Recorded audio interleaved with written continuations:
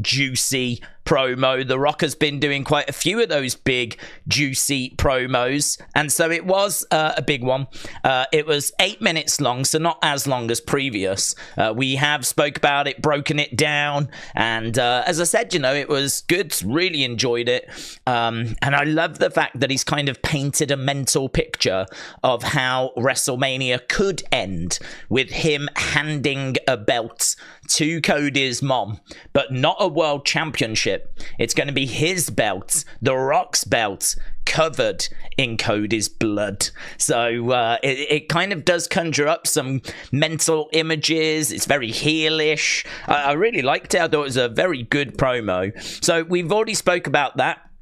And he even mentioned smiling and why he smiled, which I thought was interesting. A lot of people obviously noting that The Rock had smiled when he was slapped. And so people saying, could that mean that he is actually working with Cody? But The Rock has explained it by saying, yeah, I smiled because The Rock likes pain, but we won't get into that right now. So cheeky little comment there from The Rock. But there's quite a bit of other little news. Obviously, we've heard as well that Shayna Baszler is going to go to GC Dub to compete in blood sports. That's a pretty big story because obviously we have not been seeing WWE work with other promotions. We know that Jordynne Grace came in at the Royal Rumble, and now we've got Shayna going over and to GCW, and apparently there are expected to be even more WWE talents that go over to these other promotions. I know that this is probably going to get people excited for the idea of WWE and AEW working together, but I just think AEW are probably too close to WWE. I think, you know, working with a GCW, working with, you know, these smaller promotions, even TNA, to be honest. Even TNA, I mean, right now they're third, and they're a very distant third in North America. They're not, I suppose they are a rival, but they're not a direct rival. But AEW, they've got a billionaire behind them, spending some big money, bringing in Mercedes, bringing in Okada, bringing in Ospreay. You know, there is definitely, I think, more of a feeling of competition with AEW. So I don't expect them to work with those guys, but pretty much anyone else I think could be an option, could be live, yeah. GCW, I mean, as we said, it's not something that massively appeals to me, but I think it'll be a good boost for Shayna Baszler, and we could see some other superstars going over there as well. So it's only a temporary thing. It's just the one-off match type situation, but I think it's good. I think it's a good idea. I like to see WWE working with other promotions. Just think of some of the dream matches we could have had if they'd have been working with New Japan throughout the 2010s. You know, we could have had Okada come in. We could have had Kenny Omega come in. We could have had the Bullet Club come over, and we could have done some really good stuff. But that just wasn't how things operated under Vince McMahon. So we are definitely seeing some change on that front. Zerlak said The Rock is going to do the same promo. He will repeat everything that's been said for a month as if we haven't watched, said Zerlak. What I like about The Rock's promos is he tends to do the ones on social media because the ones that he does on SmackDown are different to the ones he does on social media. And so this is a way of him getting out his thoughts and him getting out what he wants to say, because he can't do it on SmackDown because he's got to advance the story on SmackDown. I don't know that his promo on social media really advanced the story.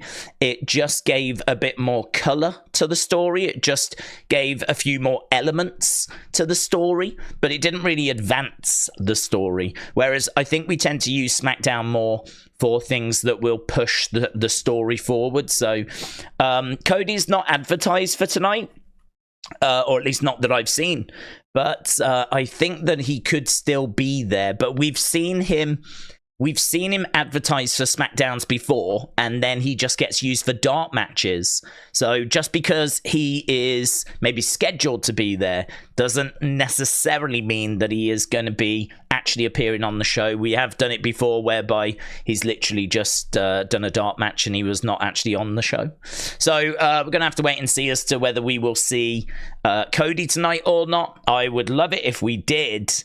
I think that a segment with Rock and Cody, just Rock and Cody, could be absolute fire. So I'm looking forward to The Rock's segment, as I'm sure many of you are as well. John said The Rock will at some point fire Triple H. He'll bully the GMs to do what he says, and it's all part of a power trip arch.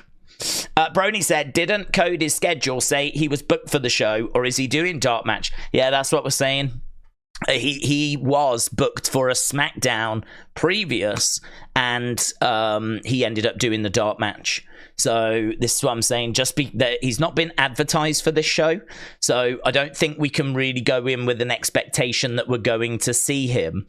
I think there's a good chance that he is used as like the dark match. So there's really no way of knowing at this stage. It just depends on what the story calls for. Like if they want The Rock to lay into Cody and then Cody like respond on Monday, well then there's no point bringing Cody out tonight. But if they want Cody to confront The Rock this time, actually person to person, then of course he's there, they can bring him out. So there's no way of knowing. I haven't seen any rumors or spoilers or anything to do with those plans. And to be honest, I don't want to know. Like, even if Sean Ross Sapp comes out with information about, like, right, this is what we've heard, I'd rather not know. I mean, it's we haven't got long to wait. We've got less than 2 hours till when the show begins. And let's just enjoy it for what it is. I hate those spoilers that come out that ruin the show that's going to be in just a few hours' time, you know? I think if people are going to talk about SummerSlam or talk about stuff that's months and months and months in advance, I don't mind that as much. I feel like that stuff, it's going to be impossible to kind of keep it quiet. But, I don't know, something coming out just a few hours before a show, I just sort of think, why not just wait for the show? Why not just wait for the show? So I would hope that nothing comes out, but I haven't seen anything yet. Brony said, so WWE working with GCW, the indie promotion. I'm confused. Yeah, GCW, Bloodsport is just... Well, I believe Bloodsport is kind of... is it an event? I believe it's like... They take the... Didn't people tell me that the Raw Underground was like Bloodsport? I feel like it's... I don't know if it's a whole event that's kind of themed that way, or if it is a normal GCW show and it's like a match or a few matches that are themed that way. But in my mind, it's very Raw Underground. It's very... The line between if it's real or scripted gets blurred further. It's Raw Underground. I mean, that's the only way I can word it, really. Raw Underground. You know, it's people that are really grappling, really getting in there, and kind of really pushing the boundaries of, you know, what wrestling, real professional wrestling could look like. You know, if professional wrestling was done for real, then Bloodsport, I think, is something that could represent that. And so it's not something that I've ever watched, to be honest. It's not something... GCW as a whole has never really got onto my radar. I'm obviously aware of it, but it's never really come onto my radar. So, yeah, they're sending Shayna Baszler over there, and that obviously makes a lot of sense, what with her MMA background. So I think the kind of people you would want to send would be the people that have a bit of something about them, you know? You ain't going to want to be sending Tiffany Stratton to Bloodsport, although, oh my God, I would watch that. We would all watch that. So, but you want to send someone that's got a little something about them, you know, your Shayna Baszlers, your Timothy Thatchers, your Drew Gulaks, like your Chad Gables, people that have got that MMA or amateur wrestling backgrounds. Yeah, there are a few more announcements expected. So it's Shayna Baszler at the moment, but there are some others that are expected to go over. And yeah, it's good. As I said, them working with GCW, it's a completely different kind of of format, different audience. But, you know, Shayna Baszler's very credible. Very credible. And if nothing else, this will just build up her credibility. You know, it's great for GCW. It's no skin off WWE's nose. I'm sure they're getting a bit of money from it. So who loses out of this? Who's actually losing here? No one's losing. Everyone's winning. So it is frustrating, like, that we don't do this a little bit more. I can totally understand, as I said earlier, why we don't do it with AEW, because WWE aren't going to want to give their talent to AEW. They're not going to want to give free promotion to AEW, because AEW is their closest rival. It would be like McDonald's helping out Burger King, right? It would be like, I don't know, Coca-Cola helping out Pepsi. Like, why would they do that? They're rivals. They're battling for shelf space. They're battling for your custom. So why would they do that? So I can understand not AEW, but once you start getting down to like GCW levels, you know, I mean, that's a small little indie promotion. It's got a very passionate following, but they're clearly no danger to WWE. They're a completely different market. They cater to a different fan base. So, well, where's the issue? There's no issue. So, yeah, I wish we'd done more of this before, to be honest. I think that this is good. It's going to only work for everyone involved. But James said Day's extra AEW rating from the overrun means that 801 is now 798 in the space of 24 hours. It's now gone from disappointing to embarrassing. Interesting. We spoke about this in Unseen. So, yeah, I mean, look, it's definitely not the number they wanted. I do think it's interesting that Mercedes did get 1 million. I know a lot of people are saying that that could be Big Bang Theory, but she got 1 million. The segment she was in did 1 million, so I don't know if it was Big Bang. I don't know if it wasn't Big Bang. All I know is the segment she was in did 1 million. And I think she's took that as a dub. I think it shows that the rest of the show is, you know, not where it needs to be. I just don't think they're very good at building stars. I just don't think they're very good at making people feel big. I don't think they're very good at using their machine, their social media, their YouTube channel, like sending people out for interviews, you know, all of that stuff. I don't think they're very good at making people feel like megastars, superstars. You know, maybe part of this is where WWE have just got the formula right. You know, I know we sit here and wait for Roman to take about 20 minutes to get to the ring, but it's big. You're seeing the crowd reaction. Like, we're waiting for these superstars. Like, they are taking their time, and all of them have got their little entrance poses, and they come down, they've got their little poses on the edge of the ring. You know, they do their posing. And all that posing, I mean, you don't see that in AEW, but everyone's got a pose in WWE.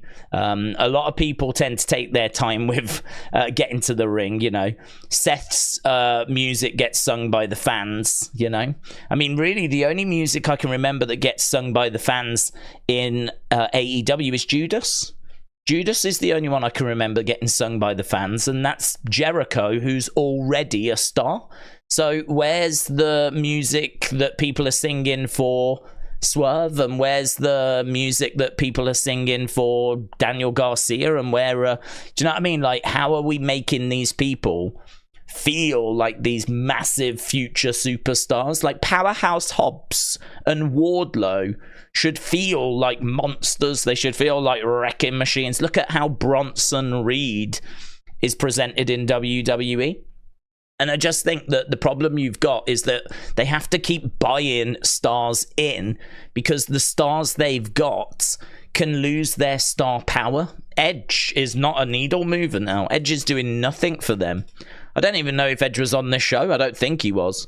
But I know who's talking about Edge. There's no Adam Copeland Edge conversation. That's just DOA now. DOA. Wardlow was hyped a few years ago. That settled down. Powerhouse Hobbs have been waiting for ages for that to kick off. Never quite has. Britt Baker, they'd managed to get somewhere with Britt Baker. That's all gone. Like Adam Cole, we were desperate for him to stay in WWE. I mean, I don't know what's happened there, but that's kind of fallen off a cliff. Jay White. Do you remember Jay White? Switchblade Jay White. I mean, I heard that he turned on the Bang Bang Gang or whatever the other day, which, might help him. But I don't think anyone in their right mind could say that Switchblade Jay White has been booked well since he came into AEW. So what it looks like to me is that they start hot with Mercedes, and then it's just this gradual decline as, like, there's no one else that can come in and boost that show. Ospreay seems to have a little... Ospreay's just come in, and he seemed to have a little uptick for his live promo. That seemed to have a little boost. But really, beyond that, who can they put out there that's gonna really pick things up? I mean, you would have to say MJF, but he's not around. He's not here at the moment, and he got removed from the AEW roster.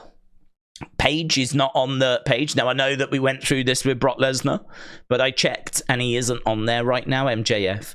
So this went around earlier that he'd been removed. I had a look and he is not on there. So I don't know what that means. I think it could be them trying to create a bit of buzz for his return. But yeah, they've got their issues. We know they've got their issues. But I mean, what I will say is that I looked at the new poster for All In, and I looked at that and I was like, this looks quite good, actually, And for the first time, I was really tempted to get down to that show and go to that show, because on the poster you're looking at Mercedes, you're looking at Okada, you're looking at Omega, you're looking at Swerve, you're looking at Tony Storm, you're looking at Bryan Danielson, you're looking at Will Ospreay, you're looking at Switchblade Jay White. Do you know what I mean? All of a sudden now you look at that roster and you go, oh man, it's got a bit of something about it, and MJF will come back, so add MJF into that pot. So for me, if they can make the right matches, if they can put Okada into a match that I really want to see, if they can get Ospreay into a match I really want to see, if they can get Danielson into a match that I really want to see, right? If they can get MJF into a match I really want to see, like, without even breaking a sweat, you can get like half a card that like is going to be amazing. And then I'm sure you can use the Bucks and you can use Adam Copeland and, Christian, and, you can find places for the rest of the cards. I was saying online, what about Mercedes against Jamie Hayter in London? Oh, amazing. That definitely want to see that. Mercedes against Jamie Hayter, definitely want to see that. And man, if they do Okada against Omega one more time, to me, that is one of the most important matches in recent years, like of the past, say, 10, 15 years. That series of matches that they have, I really think is like a Flair Steamboat type situation. I think that those series of matches they have in Japan, I mean, you can really trace a lot of stuff back to those matches. Those matches are really what put Kenny Omega on the map for a lot of people, and Okada on the map for a lot of people. I don't think it's unfair to say that, they are each other's biggest rival. When I think of like matches that I would love to see AEW put on, Omega against Okada is absolutely one now. Even though it's been done, I really don't care. That was in New Japan. I want to see it in AEW. And if that happens at Wembley, oof. So Mercedes against Jamie Hayter, Omega against Okada, then you've got MJF, then you've got Bryan Danielson, then you've got Swerve, then you've got Ospreay. Ospreay, of course, is going to be on the cards. Without even trying, like, you're really getting somewhere. Add Tony Storm, and as we said, Young Bucks and all those other people. You could really have something special. So I know they've got this great ability to overdo it. I know they've got this great ability to go a bit OTT with things, like matches that could be short and sweet, go on forever, and they use every move under the sun. But I don't know, man. I got to tell you, it's tempting. I even looked. I mean, what I think I'll do is wait till closer to the time to see what the card looks like, because I won't be streaming it this year. Because obviously Tommy Toy Travels does it now. So I am free to go this year. So I thought I would wait till close to the time when I know the card, because the card might be trash, right? I have no idea. But I was thinking, like, yeah, I'd be tempted. I would be tempted. And I looked at the ticket prices. You can get in for 30 quid, but you are right at the top tier, right? So, I mean, they'll look like ants. So I was like, what's the next level down? Next level down, I think, is about 140 a ticket for the next tier down. Floor seats, $1.5 grand. $1.5 grand. Front row, you're looking about $2 grand.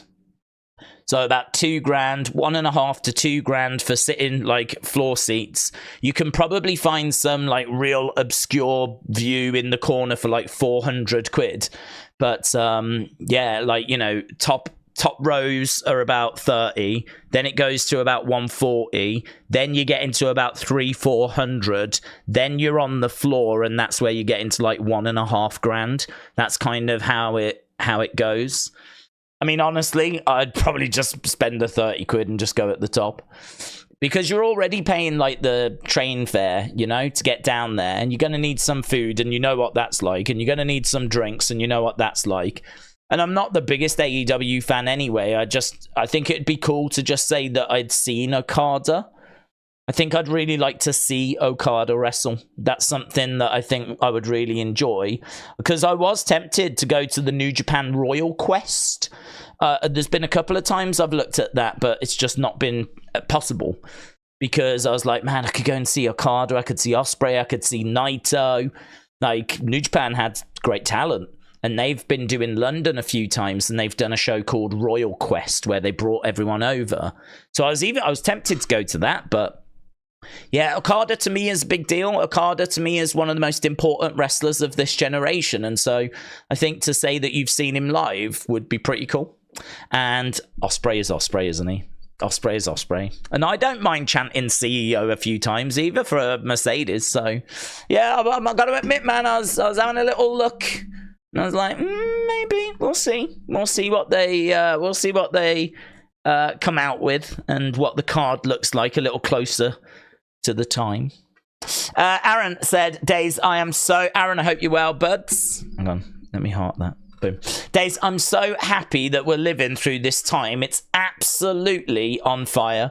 I might be naive for saying this. Yeah, you are, mate. You are. Whatever it is, you are. That's embarrassing. What you haven't said yet, that is embarrassing. I might be naive for saying this, but I just want to enjoy both. Oh, Jesus. We've got one of them. We've got one of them. Don't you know there's a war? Huh? Don't you know you have to pick a side? Don't you know that if I do go to Wembley, I'm going to be dressed as Triple H? Yeah? I'm going to Ring of Honor and WrestleMania. Thank you, Triple H and Tony. Are you going to Ring of Honor, are you? Is that happening at the same weekend? If you go to, like, WrestleMania, Ring of Honor, I'm guessing, is in Philadelphia as well. Well, I've said to you before, but have an amazing time. I am jealous that you are going to, not Ring of Honor, I'm not jealous about that, but I am jealous about WrestleMania. But I'm more jealous that you'll be in Philadelphia and that you could go to WWE Worlds. I'm more jealous about that. I actually don't know. I can't be jealous about Ring of Honor because I don't know who's in it. I know that Athena's in it and she's doing great work, but honestly, I don't know the rest of the roster. So I might be jealous if I knew the rest of the roster. But yeah, no, look at you, globe-trotting. You was at, God, you went to Money in the Bank. You went to AEW Wembley last year. Now you're off to Ring of Honor and you're going to WrestleMania. Brag much, mate. Show off much, do you, bud? Whilst we all just sit here watching on TV. Yeah. No, it's amazing, dude. Have a fantastic time. And just know that we all wish that we could be like you, where we don't pick sides, but we're not as good people. And that's what it comes down to.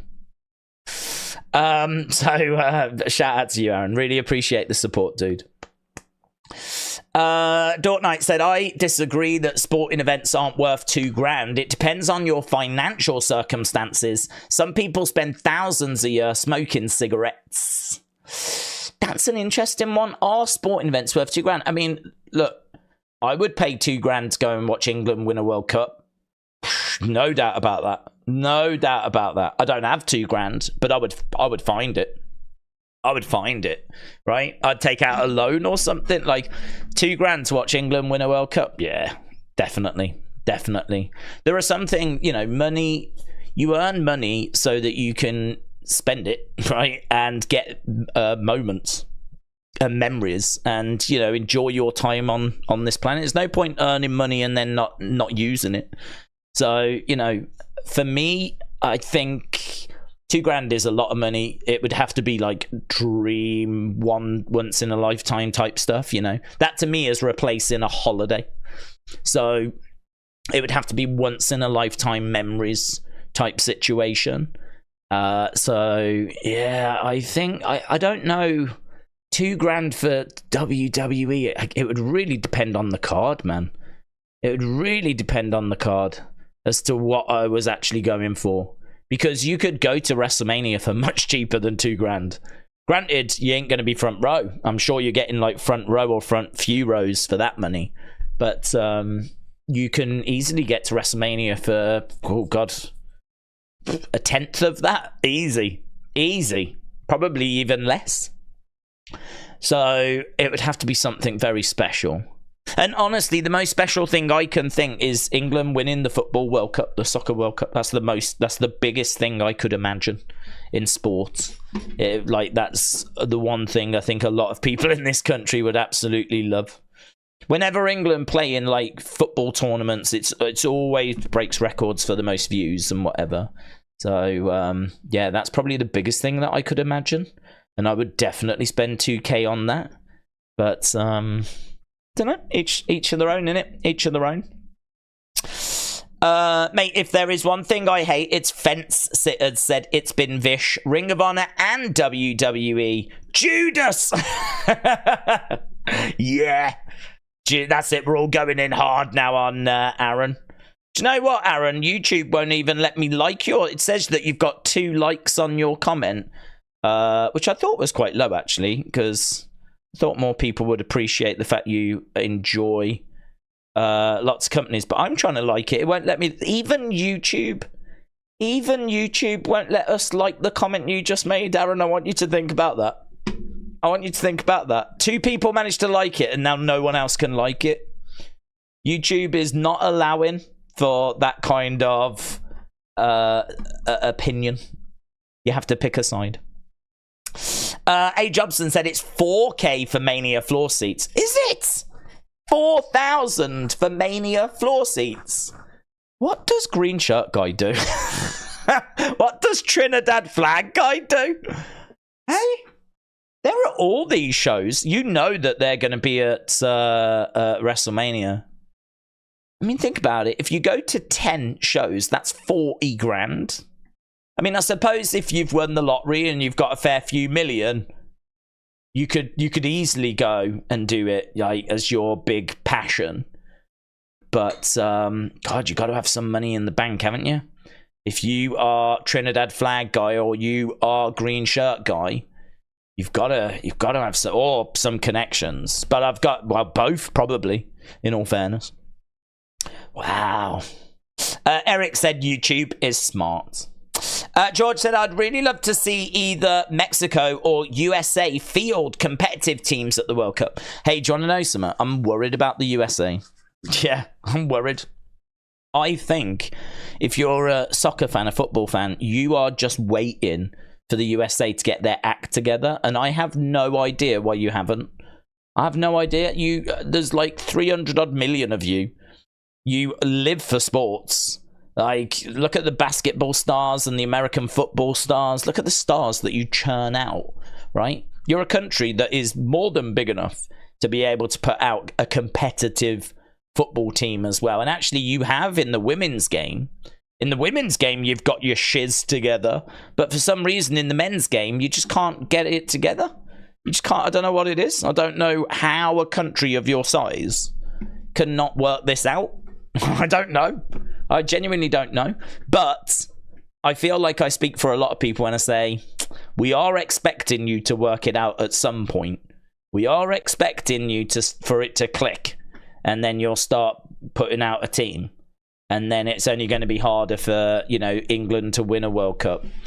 Because you've got like 300 odd million people. We've got 60 odd million people. So, do you know what I mean? You've got a bigger... Even you could say the same for like India and China. Like, it's amazing how some of these massive populations...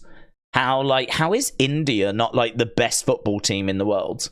How is China not the best football team in the world? Think about all the talent that they've got to choose from. But, same with the USA, India, China, a lot of these big places that have got big populations just haven't quite worked it out, but at some point you will. And then that's going to make it very difficult for England. So this is why we so desperately need to win the World Cup and the Euros and everything now, because I'm sure there are some sleeping giants out there. That's what she said. Said Mike Tyson, Jake Paul. Who wins? No one. I don't think anyone wins. I really think that they are staying quiet on this. I actually went onto a website the other day which said about all the big boxing fights for this year, and I wanted to see what the big fights were so that I could put them in like a diary type thing.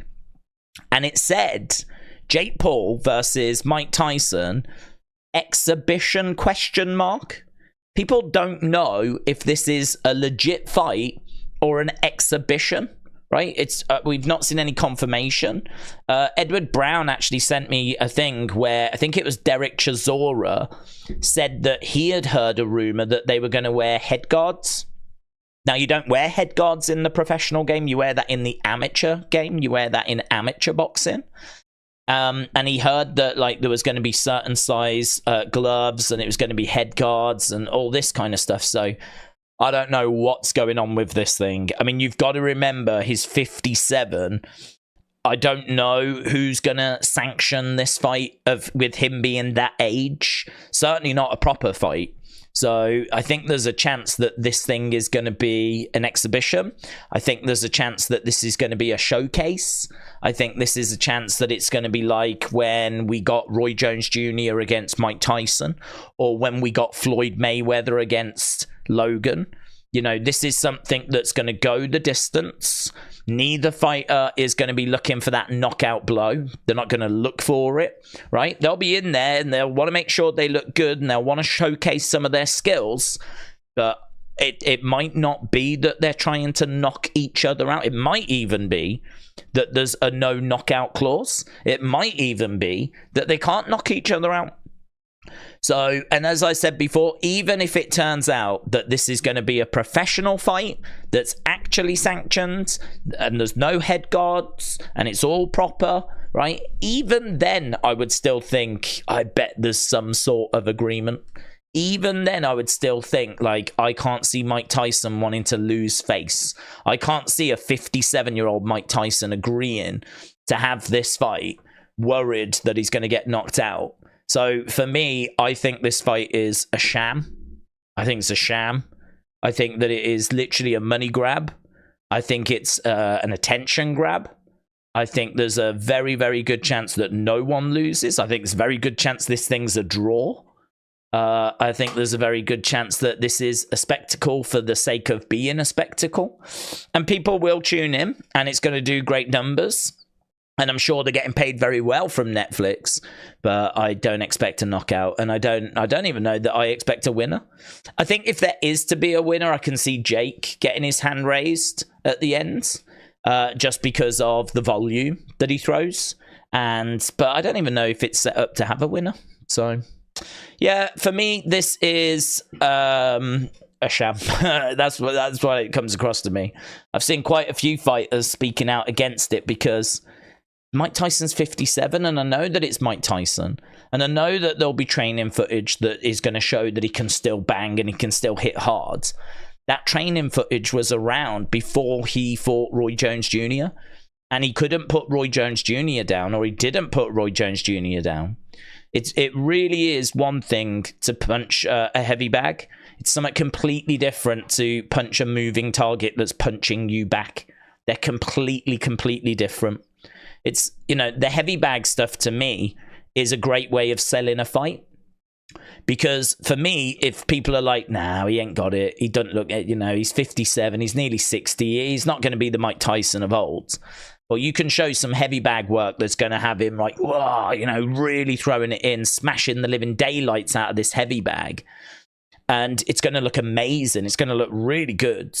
And it's going to build excitement for the fight. But that does not translate to what you will then see in the fight. You're not going to see him just going in there, wallop Jake. Jake goes down from one body shot, right? Because you can never quite land the same way on a person you can with a heavy bag. Certainly not all the time. And as well as that they're moving. And as well as that, they're trying to hit you back. So you're having to think more about your defense than you are when you're just hitting a heavy bag, not even thinking about things. It's completely different.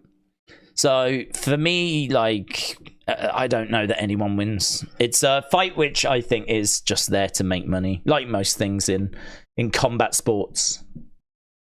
Not JPEG said, could Monet become the first ever Triple Crown by winning the Ring of Honor, TBS, and AEW women's titles? She could. Would that matter? I don't know. I mean, to me, the TBS title doesn't mean anything. Oh no, we've got, do you know what? I've just clicked on, we've got Boycott Tyson. What's this? I just clicked on to thing. It says oh. I thought it meant Mike Tyson, but it's talking about Tyson Foods. Tyson is selling out Americans and it's hiring illegal immigrants.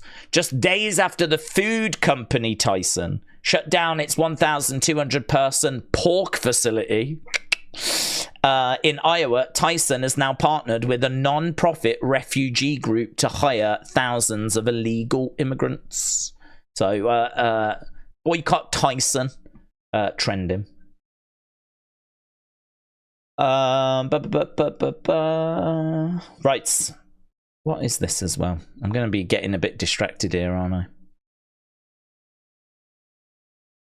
What is this? Where am I? PCW presents first night. Road to Glory. There's approximately 30 here. We're back. The evening. Okay. Wild. I've got a question. Any update on Big E? No, nothing, but nothing. Tyson shouldn't be doing it at this age. Muhammad Ali was boxing later than he should, and look what happened to him. Said that's what she said. Yeah, I had someone the other day saying, oh, but George Foreman fought late into his career. But when we looked into it, you know, the age that Foreman stepped away and then the age that he returned, very different to, you know, what's going on with Mike Tyson. He may have fought into his career, George Foreman, into a later age, but he was active fairly consistently. Inactivity is a massive problem. Inactivity, Dana White says it all the time, inactivity kills. If you step away from MMA and boxing and whatever, and we heard AJ has fought 4 times in the past 12 months because inactivity was a problem for Anthony Joshua. It was a problem for Anthony Joshua. And so that's why he's fought 4 times in the past 12 months. Mike Tyson's had 1 fight in 20 years. And that was an exhibition thing against Roy Jones Jr. So, do you know what I mean? I don't know. He's not going to be in. I know he'll get into ring shape, but you know he's been inactive to the most extreme example of inactive. Not only that, you know, he's going to be a bit slower. He's not going to have the same power. He's certainly not going to have the footwork. He's not going to have the cardio. He's not going to have the movement. I mean, it's just a mess, isn't it? So yeah, we know what it is. We know what it is. But Dort Knight said, in all seriousness, football match could go any way. Any team can beat another team. Players have to step up. Thoughts on Booker T and CM Punk? Yeah, my thoughts are nothing happened. I said that on Unseen. So last night on Unseen, I said that this is Booker.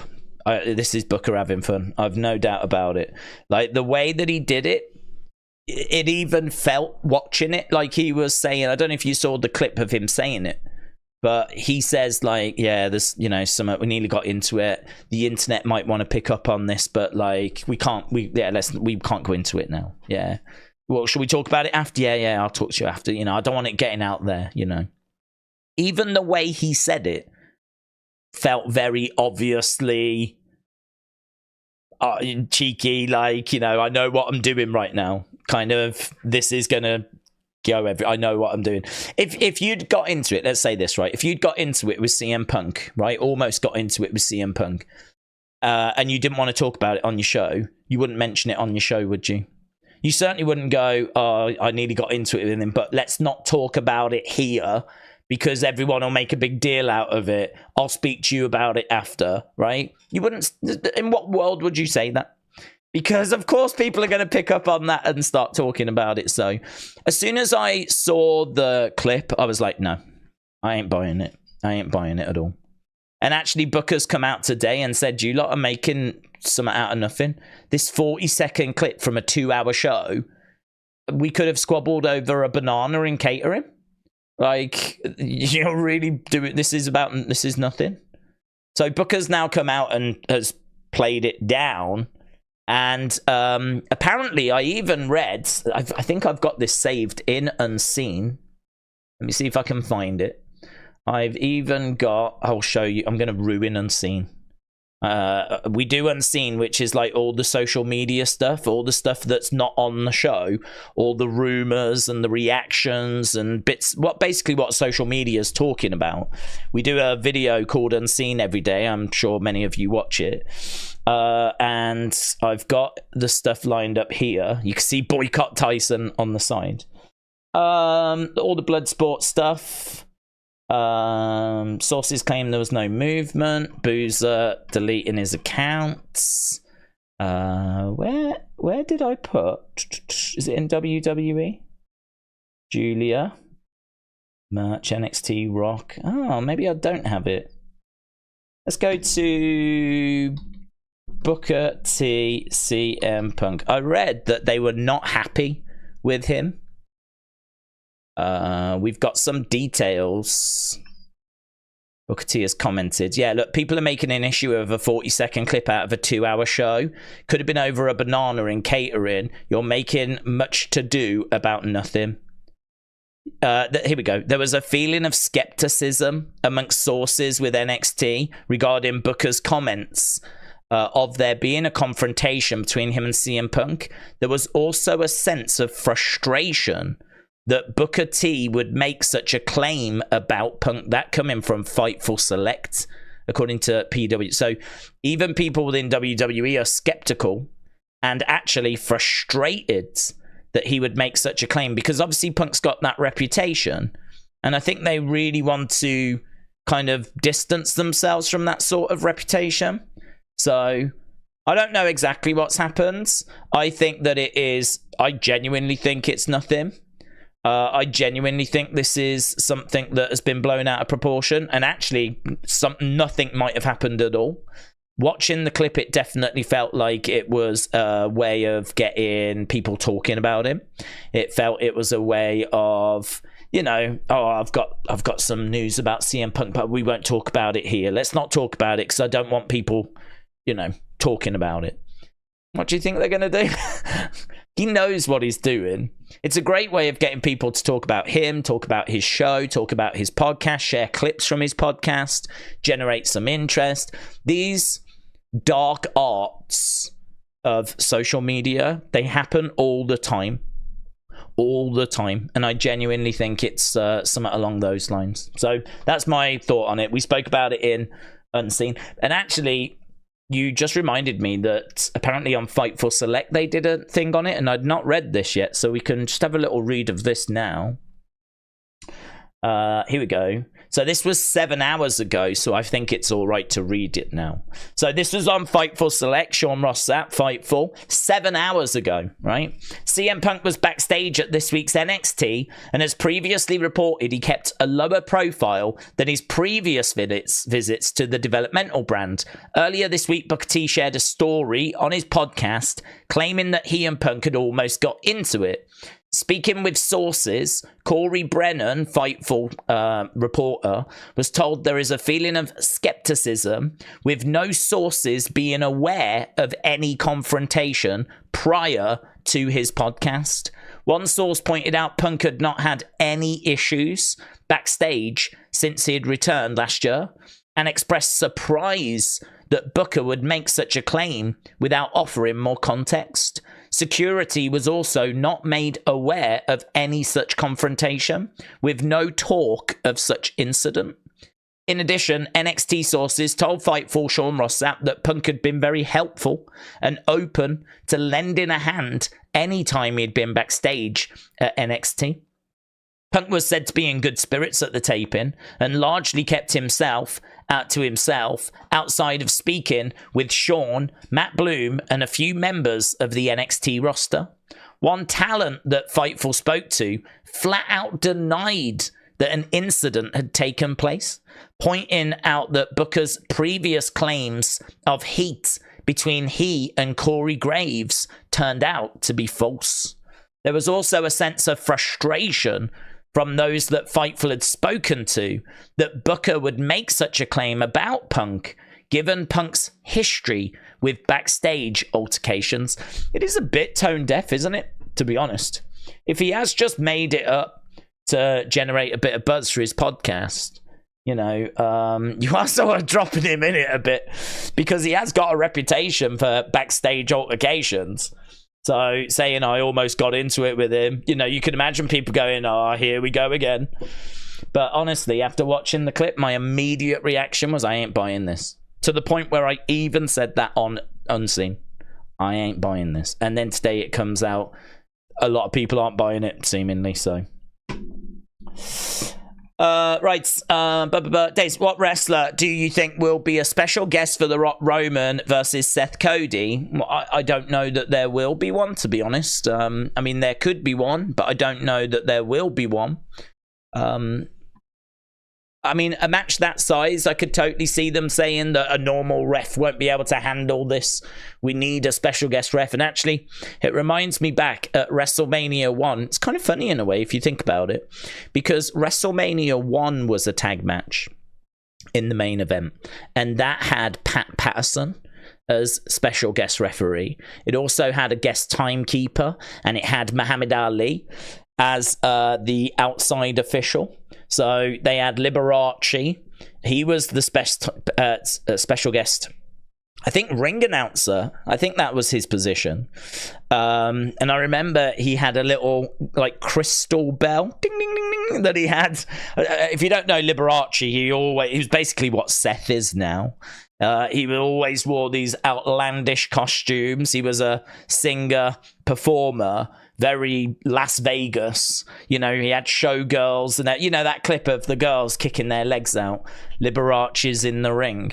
He's a very weird choice for 1985, to be honest. I feel like even back then in 1985, Vince sort of showed that he was out of touch. But Liberace is show, you know. So he was involved. Muhammad Ali was the guest ref on the outside. You obviously had Mr. T in the actual match. Liberace. There was a baseball guy, and I don't remember his name. I'm not very good with baseball and American football because I don't watch them. I think they called him Mr. Baseball, and he was the guest ring announcer. So I wonder if they will take a leaf out of that for this tag match. 40 years of WrestleMania, tag match, main event in night one. Are we going to have a special timekeeper, special referee on the outside of the ring? That would be really cool if they copied WrestleMania 1 in that way. That would be really cool. That'd be really cool. I'd really like that. I think that could be a really good idea. So I would be a big fan of them doing that. But I don't know that they're going to do that. If we was to have a special guest referee, then of course you're going to be looking at a Stone Cold. You could be looking at a John Cena. You know, you could be looking maybe even at a Triple H, who's going to go out there and call it down the middle. I know that he'll have a lot to do backstage, but that never stopped Vince. So, you know, those would be the names I would think. But I can't say that I've heard for certain that there is to be a special guest referee at this stage. Rebel Eric said, Rock is giving us a lesson of being a heel. I can see The Rock doing what he said he was going to do, but no rules on night 2 could work in Cody's favor too as well. Yeah, I agree, but I don't think there's too many people thinking that Seth and Cody will win, because again, why would you want to make it easier for, you know, The Rock's just done a promo saying that he's gonna hand the belt to Cody's mom, covered in Cody's blood, and he's going to do everything in his power to make sure Cody doesn't finish the story. Well, if he loses night 1, he's not allowed at ringside.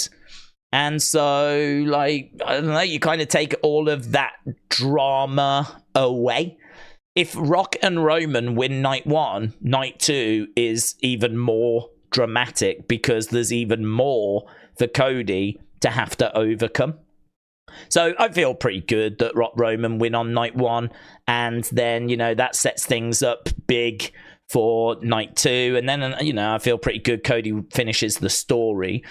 Cody, we saw on Unseen last night, is a minus 700 favorite to finish his story. Minus 700 favorite. So that's big. You know, that is huge. That is a real significant difference. That is, compared to UFC, there's a lot of people in UFC that tend to be around minus 200. So minus 700 is absolutely huge. So yeah, you're right. That can work in Cody's favor as well, because however many members of the bloodline there are more people upset with the bloodline. You could get Sammy, you can get Kevin, you could get every single person coming down that Roman and the bloodline have screwed over throughout this 3-4 year title reign. You know, they could just be wave after wave of people coming down to even up the score. The whole flipping locker room could come out and, like, you know, tell Cody, finish your story. It's going to be, you know, even talking about it, I can feel the lump in my throat. Just even talking about it, I can feel like, oh, gods. There is not going to be a dry eye in the house. There cannot be. Because the drama, the cinema of having, like, there's so many different things they can do. It's just, what do they do? You know, do you have just certain people come down? Can they get Dustin Rhodes involved? Like, is it going to be a case that The Rock turns and actually has been working with Cody all this time? Is Cody's mom going to slap The Rock? You know, The Rock could beat down Cody and then go over and hand the belt over like he says he's going to, only to get slapped in the face by Cody's mom. You know, that could be a moment as well. You know, does Randy Orton come down and help Cody when he most needs it, knowing their history with legacy? You know, could Stone Cold come down? Are all the people that have been cheated in the past going to come down and it be like, you know, a lot of people talking about Avengers Endgame and all these stories concluding into one big finale, you know? I mean, the amount of options that are on the table for them is pretty much close to endless. And there's even people saying, like, well, Cody could lose. I can't see it, but then I didn't see it happening last year. There's people saying Cody could lose and we end up finishing the story, like, you know, further down the road. It really feels like Cody is winning this time, you know. I know we've said it before, but it really feels that way. And it feels like it's the right thing to do. I know that there's people that want him to go and beat Hogan's record and have it for 2,000 days and all this sort of stuff. But it really feels like it's all the stars have aligned. It feels like it's WrestleMania 40. It feels like finishing the story has been spoke about for so long, and it feels like now's the right time to do it, and we know the fans are right behind it. We had the We Want Cody movement. You've got The Rock healing it up. The more he heals it up, the more satisfying it's going to be when Cody does it. So, you know, keep being a heel. Be more of a heel. Like, you know, be more devious and terrible, because the more he does that, the more satisfying it'll be when Cody finishes his story. So, yeah, no, I mean, oh God, we could talk for hours about what they could do at WrestleMania. There's obviously no word on what they're going to do, but what we do know is minus 700 favorite that Cody gets the story finished. Edward said, Days, how are you? More rumors about Jake Paul Tyson fight. Apparently Logan can jump in if Jake gets knocked out. Where's that? What's that? No. Shut up. No. Surely no. If Jake gets knocked out, Logan can jump. No, come on. What's this dog and pony show? No. I ain't having that. I don't know where that's from or what noise there is or all this kind of stuff, but what the flip are they doing? What a disgrace. No, I've not heard that. It sounds a load of rubbish.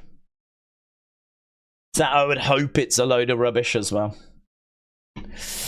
Tony said, the more I think about it, Days, you're leaving money on the table with no merchandise. Thanks, bud. But I'm not really here for like making merch and whatever. It's something that we've tried a couple of shirts like back in the day, and they sold well, actually. You know, people bought them. That was never the problem. But I don't know, man. My focus is on streams and videos and unseen and, you know, all that kind of stuff. You know, I've never really been focused on like that sort of promotional side of things.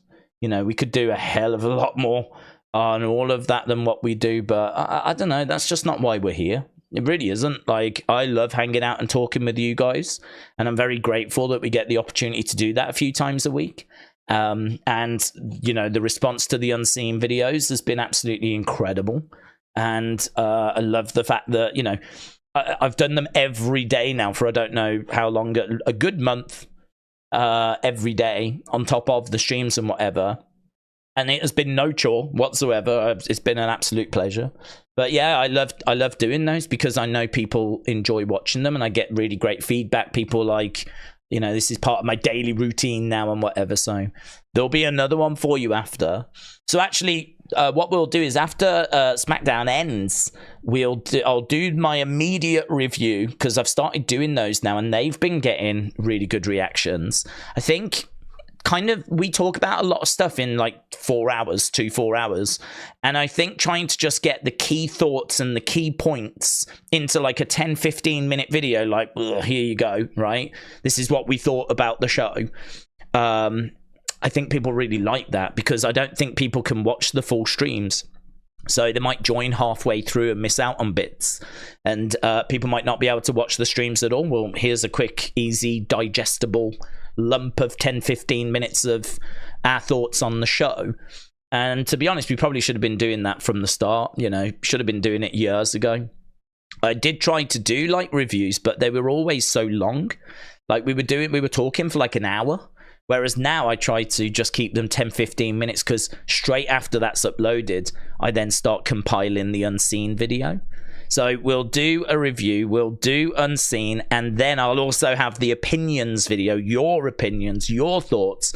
That'll be up on the channel tomorrow. So on X, I'll put a post up. I've been doing this for a good few weeks now, asking for your feedback, your thoughts, theories, scores, reaction, talking points, whatever you want to talk about, and just leave a comment on that post, and then I will hopefully get to it during the opinions video. So we'll have a review, we'll have unseen, we'll have opinions. There's plenty on the way over the next 24 hours or so. I want to just make sure that this link has gone up so that people know that we are live, because we have now got less than an hour to go. So less than an hour to go. Oh, yes. Good. We have done that.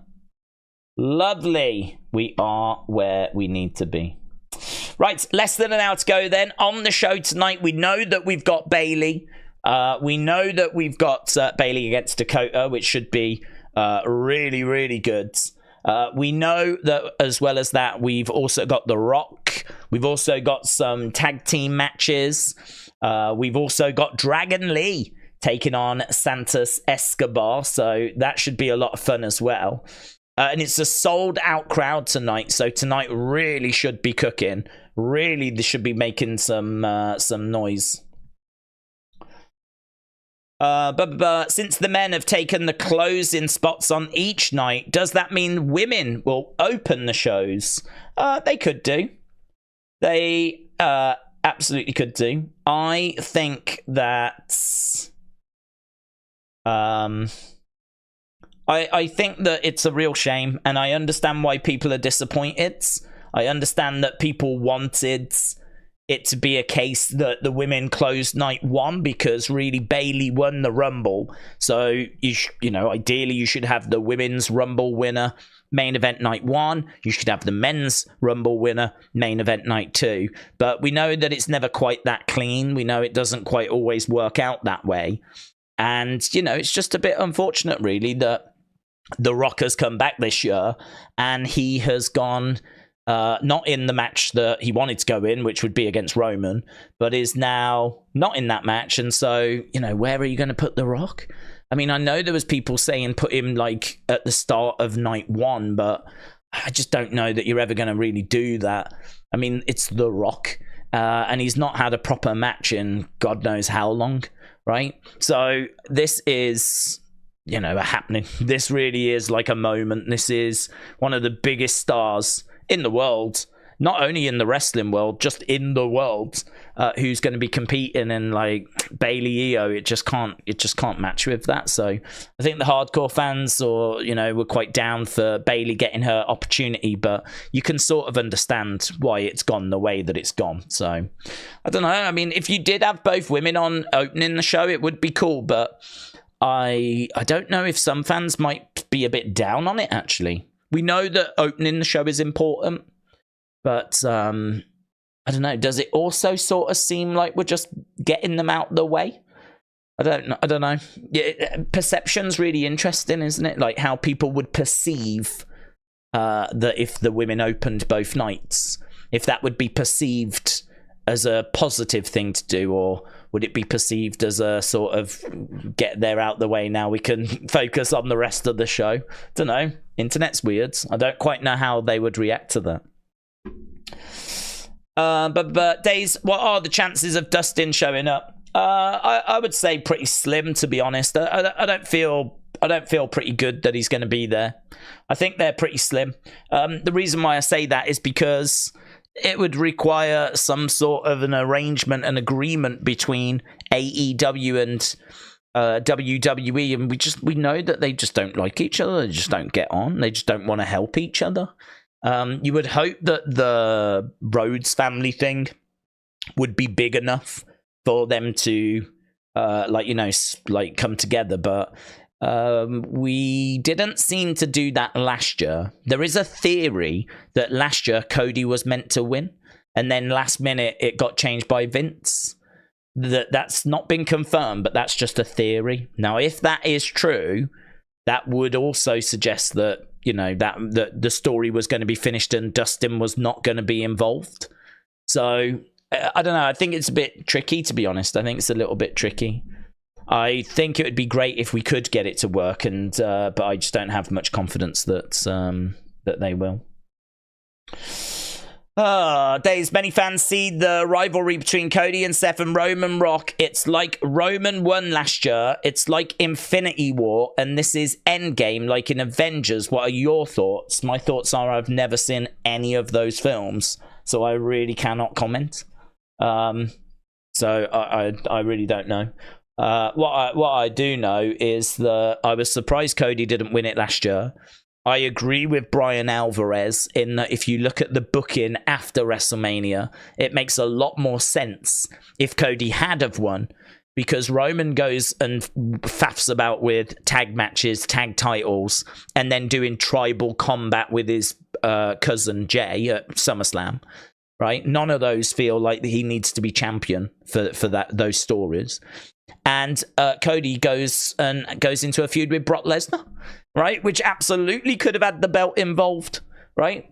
And would have been better if the belt was involved. Like Brock trying to get that time, and it would have, made a lot more sense as to why Brock attacked him as well, because we never quite found out why Brock attacked Cody. So I agree with Brian Alvarez. I think it's a great point that if you look at the feuds that happened after last year's WrestleMania, it would make a lot more sense if the titles had changed hands. So I was surprised that it didn't happen last year. It didn't. I don't know if that's a last minute change or if they planned it and thought, well, WrestleMania 40, the anniversary of WrestleMania, that feels like the right place to do it instead. But either way, I'm sure there are comparisons to Avengers. But for me, I don't really see those comparisons because I haven't seen the films. I look at it just from the WWE perspective, and I think it's more it's WrestleMania 40. And WrestleMania 40 deserves a crowning moment like this, because we've had that at all the previous WrestleManias. As we said, WrestleMania 10 with Brett, WrestleMania 20 with Benoit, WrestleMania 30 with Daniel Bryan, WrestleMania 40 with Cody Rhodes. So it would make sense from that perspective. Brony said, what do we mean Roman didn't need the belt during the Bloodline feud? The reason for the feud was Jimmy and Jay lost the titles and Roman was mad. Yeah, no, he didn't need his belt. So we're saying that he didn't need his belt for, they lost the titles. Roman was mad. So then Roman, I can't remember if he told them to get them back and they tried and failed, or if it was just straight to him and Solo trying to win them. But he didn't need his undisputed championship, did he? Because straight after WrestleMania, he goes into that feud, which is like, I forget which show it was that he faces Sammy and Kevin for the tag titles, but he basically competed for the tag belts. He didn't need to be undisputed champion for that. And Tribal Combat, it wasn't about like Jay being champion. It was about like who is the real tribal chief. They made it very clear that Jay was seen as the next in line.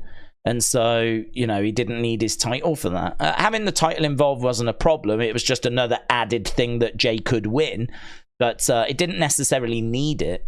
So I agree with Brian Alvarez. I think if you look at how they were booked after WrestleMania, then I think that Cody could have won at 39, and it would have made more sense for what followed. Will Alexa return at WrestleMania or SummerSlam? Well, Alexa has been saying and talking quite a bit about returning. There was a whole Q&A that was in Unseen. We've even seen that her jacket has been worked on recently, and it's looking like a return is getting closer and closer. I don't know if it'll be WrestleMania or SummerSlam. She could return at WrestleMania and then compete at SummerSlam, or it could be that she returns at SummerSlam and then, she's up and running as we head to 2025 or into the winter of 2024 going into 2025. So it really is just going to depend when she's ready, but she is certainly making noises about being ready. So I am going to say that you do normally get some surprises at WrestleMania. You do normally get some surprises, but it doesn't necessarily have to be people returning. It's tricky, that one. It's tricky. There's no way of knowing. We just know that she is coming back and that they've started working on her jackets and whatever. So that would probably suggest sooner rather than later, wouldn't it? It would probably suggest sooner rather than later. So it could be WrestleMania, it could be the night after WrestleMania, but I'm gonna go for that. Actually, I'm gonna say that she returns sooner than later if they've already started working on her jacket. Tony said, I hope Raw after Mania is good this year. Same, buds, yeah. I always look forward to the show. It did feel a bit flat last year.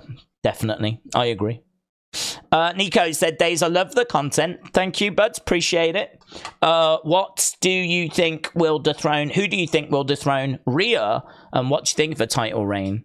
Well, I mean, like, I think that Liv is looking pretty good, to be honest. I don't think Becky does it because I don't think Becky needs it.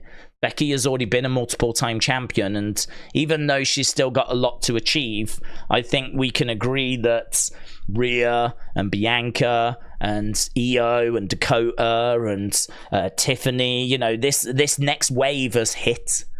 I think it's, you know, it's been a good 10 years nearly. I think it was 2015 that they arrived on the roster. So, you know, they've achieved a lot within that time period. That's a long time, 10 years in wrestling. That's a long time. And definitely she's got many more years to contribute. But I would just look at this and I'd be like, I don't know, man. Does she need to be beating Rhea at WrestleMania? Does Rhea need to, on the grandest stage of them all, show that she is still, even now, not at Becky's level, not able to beat Becky, not able to beat the man? I don't think that's the right message to send. I think that Becky needs to fall short. Becky can always win a rematch further down the road, right? Becky can always get it back down the road. But I feel like this time Rhea needs to go over. And it feels to me like they're building Liv up. It really feels to me like Liv is being built up as, like, you know, being at the very least, a future challenger. You know, Liv versus Rhea one-on-one. I feel very good that's a match that we're going to get, right? Them one-on-one, you know, this is her revenge tour. She's solely focused on Rhea. And if I can't see Rhea losing at WrestleMania, then that would suggest that Liv versus Rhea for the title is coming. So I think Rhea, Liv for the title after WrestleMania. And honestly, that could be a problem for Rhea, because even though Liv is maybe not the most believable to beat Rhea, she is very popular, and she is someone that WWE have tried before to put the title on. And I think she shifts merch. She's got her supporters, and I think they can see that she is someone that's worth investing in. And so I could see her getting it. I could see her just, you know, finding a way of getting past Rhea.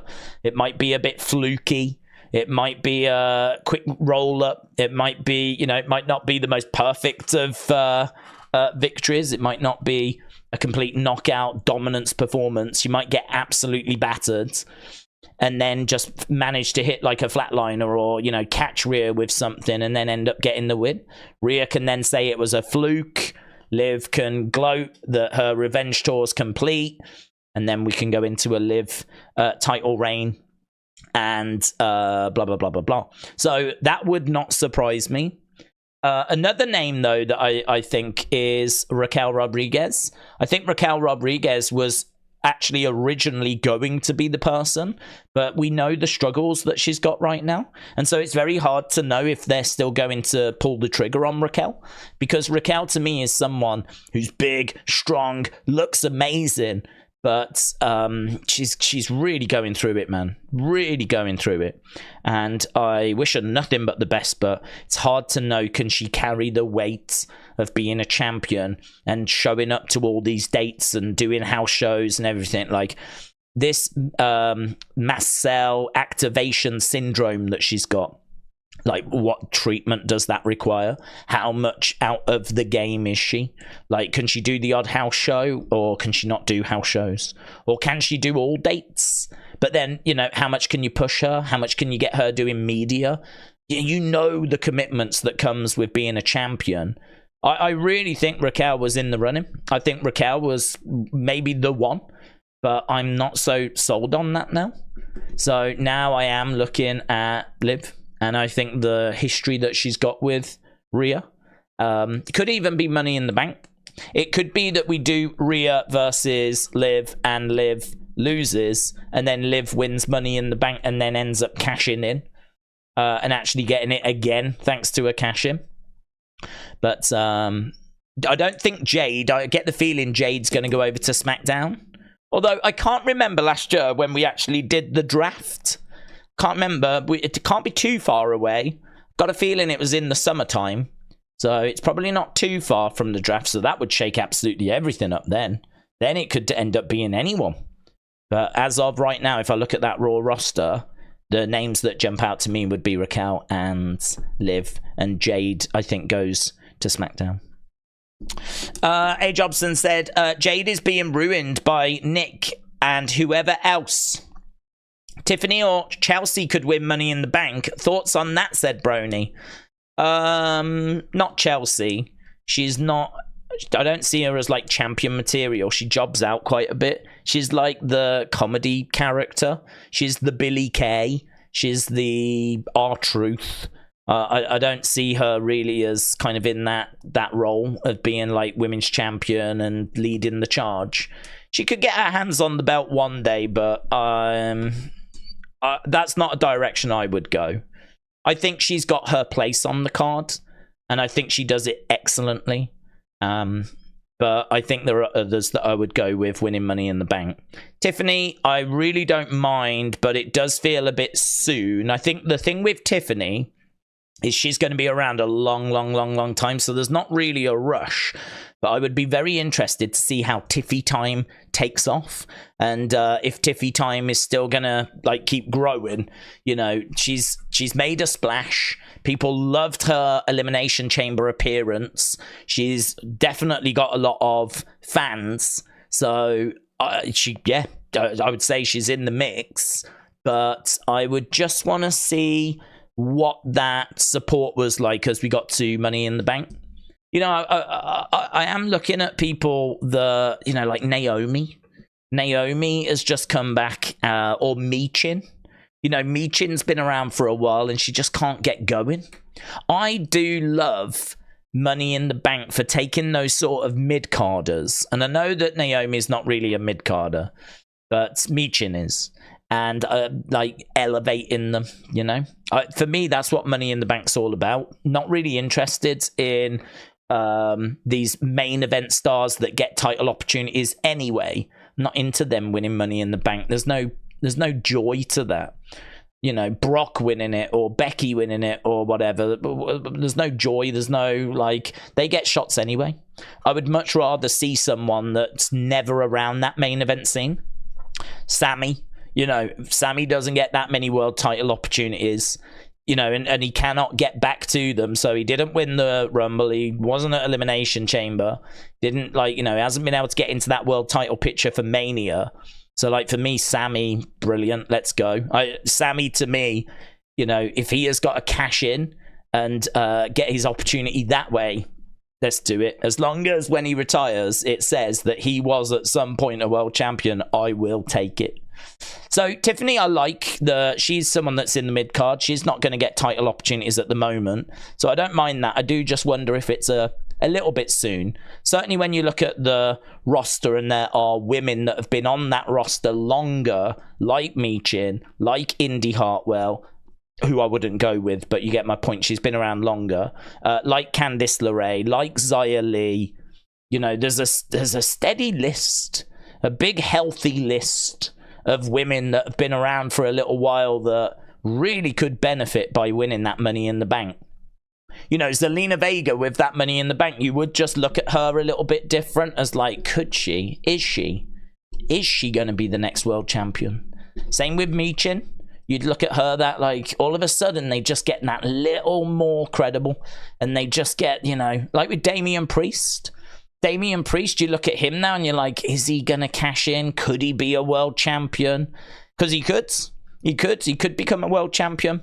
And so him with that briefcase just elevates him. Even though he's not cashed it in yet, you still look at him as like, yeah, that could be, WrestleMania could be big for him. Because, you know, there's 3 people that could be leaving as world heavyweight champion. Because Damian Priest could absolutely get involved. So when you're talking about Seth and Drew, you have to talk about Damian Priest because he's still in the running. He's still got that opportunity. It keeps him in the conversation, and that's only a good thing. So, yeah, I think Money in the Bank is going to be great this year. I think there's a great chance that Sammy could do it. It's in Canada. That would be amazing if he does. Amazing if he does. I will explode. I will be so excited. I know he's then got to successfully cash in, but I will be so excited for him. And women wise, I think Tiffany's in the mix, but as I said, I think there's a few that are in there with her.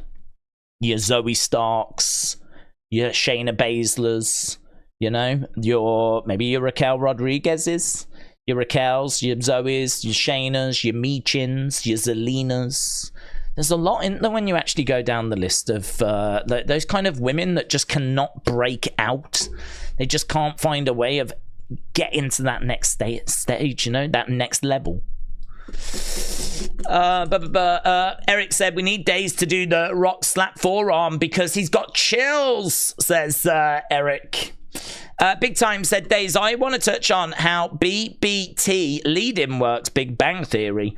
Every week before AEW, it does 1.1, 1.2.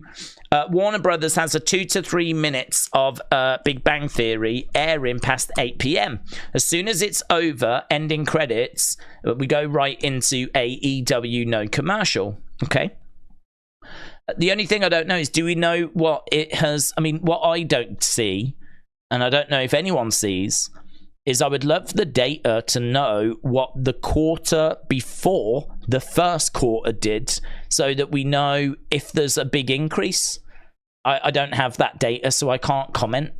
I don't know how many people are watching Big Bang Theory as it ends compared to how many watch AEW when it begins. I would have to guess. I would have to speculate.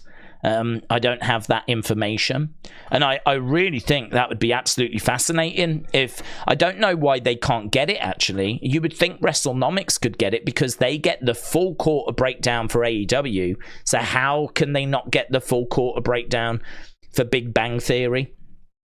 Surely they can. So if they were to get that final quarter, then we could start to see, like, you know, how much of a lead-in did they get? How much of an increase or even decrease? I mean, maybe the final quarter of Big Bang was 1.3, and then AEW started with 1. But maybe Big Bang Theory was 900,000, and AEW started with 1 million, which would then indicate there was an increase.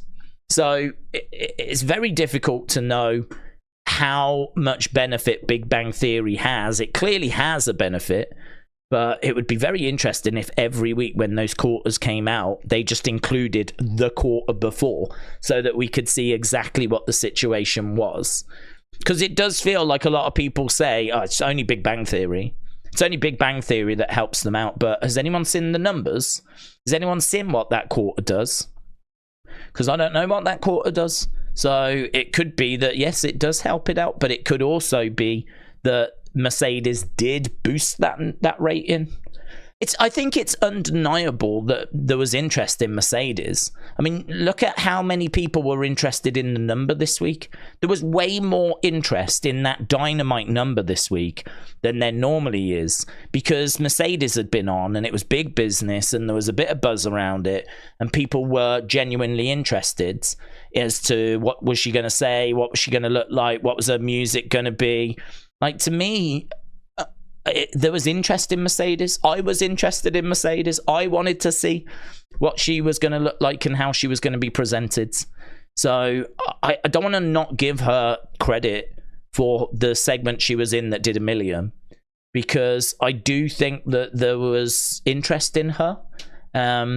So for me, I would like that extra data about the Big Bang Theory final quarter, which then, you know, then that would add weight to an argument that it's just Big Bang Theory. Then it would add some weight to it.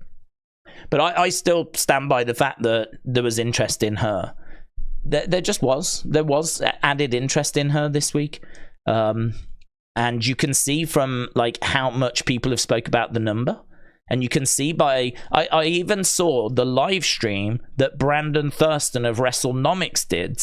And he was like, oh my God, there's 1,000 people watching right now. And he's like, I feel like I need to keep talking. Like, we need to maximize this. Like, he was panicking. He was sat there and he was like, right, okay, well, what else? Let me see if I can give you some other stuff. Because so many people were interested in the number. There was a lot of interest in that number this week. So I have to think that that interest, even if it wasn't all of it, I have to think that some of that interest went into the show as well. It's just that as soon as Mercedes was done, it dropped like a stone. It absolutely fell because they didn't have the star power or the interest in stories to carry it on and maintain it. So it really brought down their average. So, you know, it is what it is. We'll have to, I don't know, hopefully see if they can get that data at some point as to what that final quarter is. And if they could do that consistently, then we can start, you know, seeing some patterns and seeing as to, you know, how it correlates. New Tomorrow said, if she was coming back to WWE, I would have had that bookmarked on my calendar, but coming to AEW, I couldn't care less. Matthew said Mercedes definitely boosted the ratings. What are your thoughts on Bayley being a minus 1,250 favorite? Oh, I'd not seen that. That seems wide. I don't think she's that much of a favorite. I would say she's favorite, but is she that much of a favorite? I mean, they have bullied her and they have belittled her, and it does feel like she's going to get her comeback, but there's every chance that that is not at Mania and not her winning the title. You know, she could lose the match, get beaten down after the match, and then here comes a load of women to help Bayley. Bayley's actually not on her own, and they could come down and come to Bayley's aid, and so Bayley ends up standing tall, but she's not won the belt, and then we do a rematch, whatever. So I would say she's favorite. I would say I'm expecting her to win, but I'm very surprised that it's like minus 1,200 odd. That seems very, very wide. I wouldn't have had it that wide. Minus 800, about the same as Cody, something like that. Could have gone with that. Grant said, I was watching AEW on an alternative streaming site, so that ratings numbers is at least off by 1. I can confirm. There we go. I knew it. I knew that number was not accurate. I'll bet you anything 200,000 people did the same, Grant. And so actually they did get their milli. So well done. In fact, I think they'd still be short. Came out at 798, didn't it? So even if 200,000 did, it would be 998. Agonizingly close. But I don't know. Look, this whole rhetoric thing, this whole tribalism thing, I've said before, like I find the humor in it, and I did have a lot of fun retweeting a couple of people that like really were going off, right? I did have some fun. My favorite message, I'm going to show you my favorite message. I love this. I wasn't even retweeting this so that it got hate. It honestly made me laugh. So I was like, yeah, I'm definitely retweeting that. It's got bad language in it. You have been warned, right? But this one here, this Kiddo Wrestling said, F the ratings, F the Fed. They are both the same shiz. People who watch WWE instead of AEW deserve jail. I love that. I think that is so funny. That, like, I can't argue with that. I cannot argue with that. F the ratings, F the Fed. They're both the same shiz. People that watch WWE instead of AEW deserve jail. Deserve to be locked up. I mean, I just, oh God, how can you not read something like that and find it, just find the joy in it? It's amazing. I love it. I quite happily could have done an unseen just looking at them type of comments. I even thought about it. I was like, man, if I search E-drone, if I search Fed and see what comes up after the ratings came out, I was like, man, I have no doubt we could find some absolutely hilarious comments. Hilarious comments. So I was really tempted to do that, but the problem is if you do that, then people are like, why are you fanning the flames of tribalism and all this kind of... It's like, dude, I'm not. It's funny. Do you not see the humor in this? Can you not read that and just... There's some people will look at that and get triggered. Some people will look at that and be like, what you want, ranting off. I look at it, I'm just like, man, this is hilarious. This person's having a total melt. That must be either a kid. It's got to be a kid. Or, like, someone that's just lost touch with reality, man. Just really, you know what I mean? How can you not laugh at that? How can you not read that and just go, this is the best? This is the best. So I have a great time. I really enjoy it. So yeah, but you got to know that if they've got some big signings, WWE fans, if AEW start cooking and then we start seeing WWE fans reacting that way, I'll enjoy that as well. if they start having meltdowns and whatever, this ain't going away.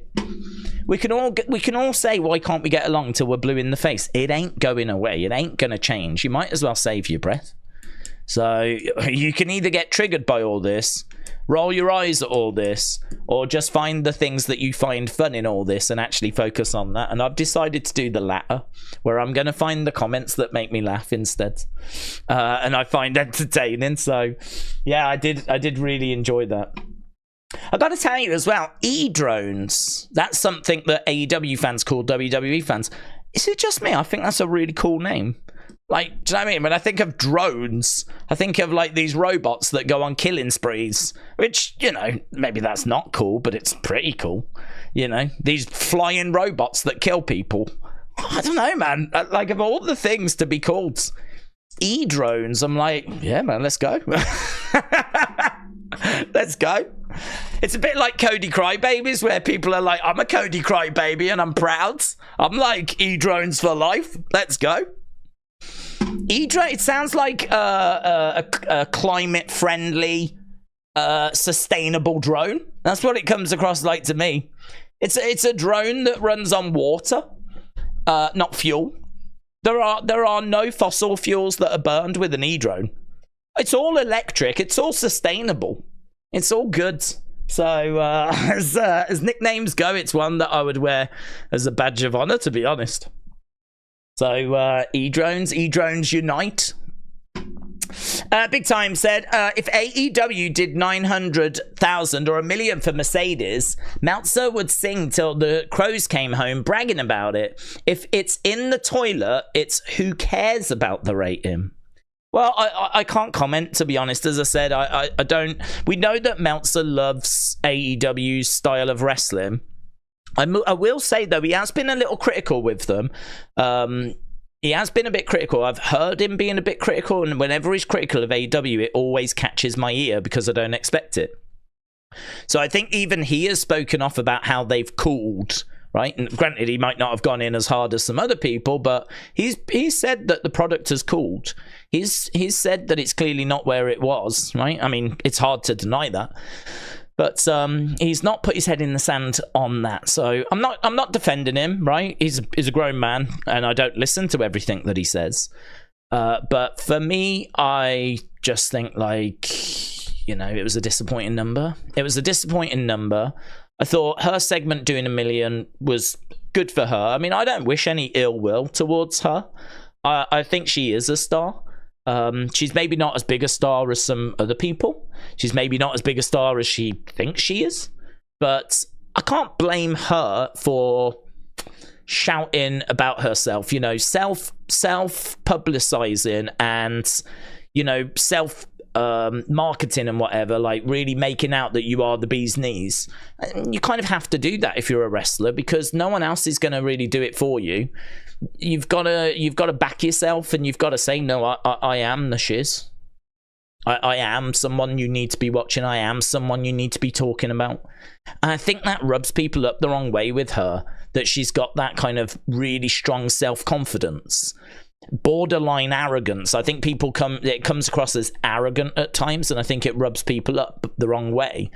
But I look at her and I'm like, do you know what? As women's wrestlers go, you know, she is very good in the ring. She can cut a promo. She believes in herself. She looks amazing. She's got her fans. I'd love her back in WWE. I'm not desperate for it. I don't need it. Like, it's not a problem.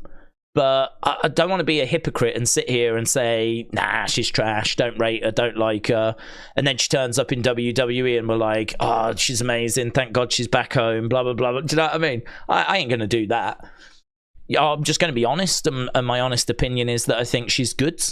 And I would take her back in WWE, and I think it's a good signing for AEW. So her segment doing 1 million, I thought was a good look for her.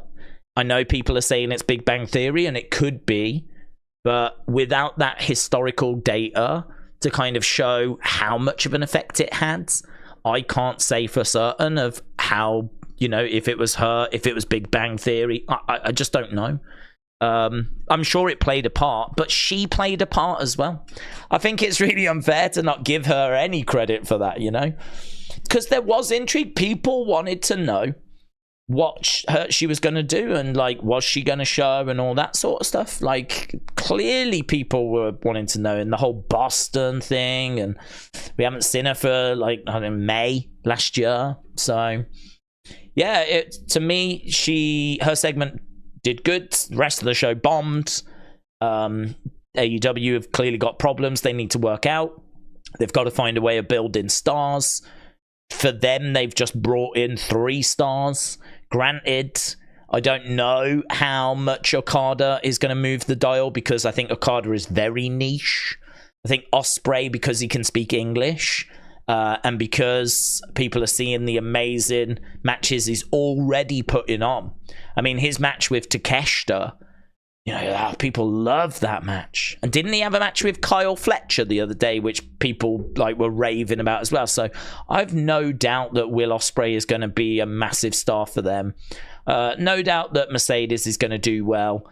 When I say a massive star, I'm not talking about someone that's going to, you know, boost the ratings and all this kind of stuff, but someone that is going to hold their own in the ratings. I don't think you're going to see that decline in the ratings if Ospreay's in the middle. You know, it'll go down, and then there'll be a bit of a spike in interest again. He'll recover it to a certain level. The problem they've got is that for every Ospreay, there's a Julia Hart. You know, for every Ospreay, there's a flipping Sky Blue. For every Ospreay, there's a Nick Wayne. You know, there are people that if AEW had an NXT, they would be in NXT. You know, Nick Wayne is 18 years old. He might be a prodigy. Do you know who else is a prodigy? Roxanne Perez. And she's in NXT. Right? So, you know, if Roxanne Perez was in AEW, she'd be on their main show. She'd be on their main show. And, you know, the problem they've got is that they don't have that developmental to kind of really allow these people to learn and develop and get to a higher standard with their matches and their promos, and, you know, really get it. Instead, they're just put onto Dynamite straight away. And I think people can see that they're not the same standard as a Mercedes, as an Ospreay, as an Okada, as Danielson. You know, you've got this amazing talent, and then there's this massive drop-off with people that would be in an NXT if they had an NXT. So I think they've gone and brought in Okada, they've brought in Ospreay, they've brought in Mercedes. Obviously, they've got Danielson, they've already got Omega, they've brought in Adam Copeland, they've got Toni Storm, who's doing brilliant. I love her gimmick. They've brought in Deonna Purrazzo. You know, I think they've looked at it, and I think they know that they need to strengthen, and they've gone and got the best free agents they can get. And I'm very interested to see, you know, if this is what this is going to result in. I'm interested to see if genuinely, if they start putting it all together now, you know, what can they achieve in 2024? So I've been very honest in saying I've had a little look at that Wembley show myself. These are big signings for AEW. Okada is... No one can say Okada's not one of the best wrestlers of this generation. Same with Ospreay.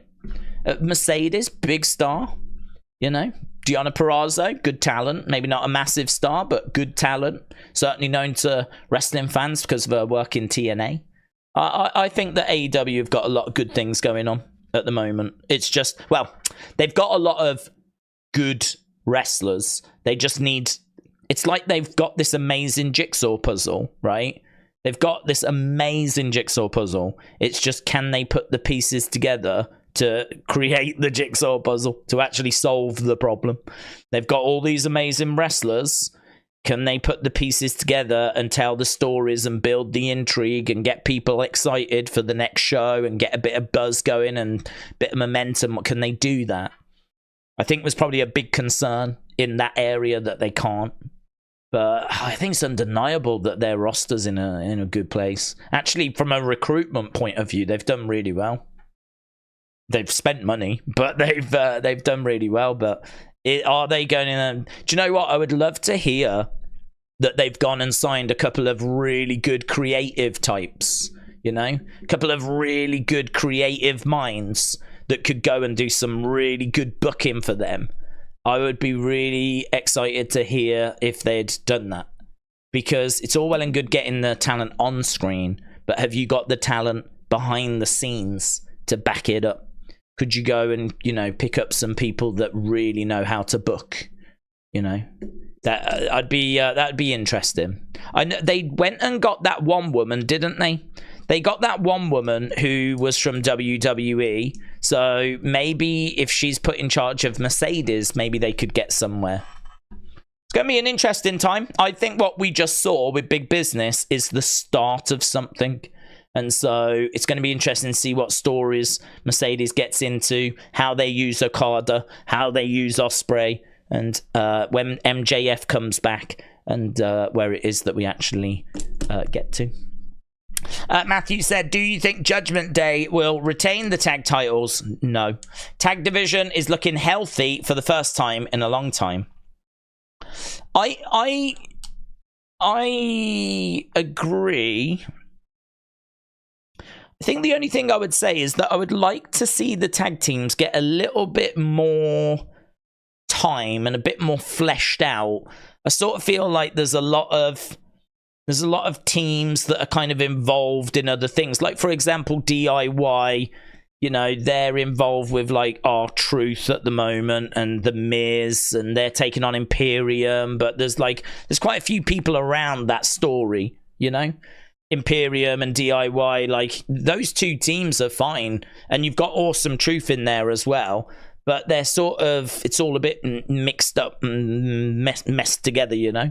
I'd kind of like to see some tag teams just being tag teams. Everyone seems to be in like a faction or a group, you know, like Judgment Day are in a group, like Imperium are in a group, like DIY are now with Miz and R-Truth, and you've got, you know, not a faction, but a union there, if you will.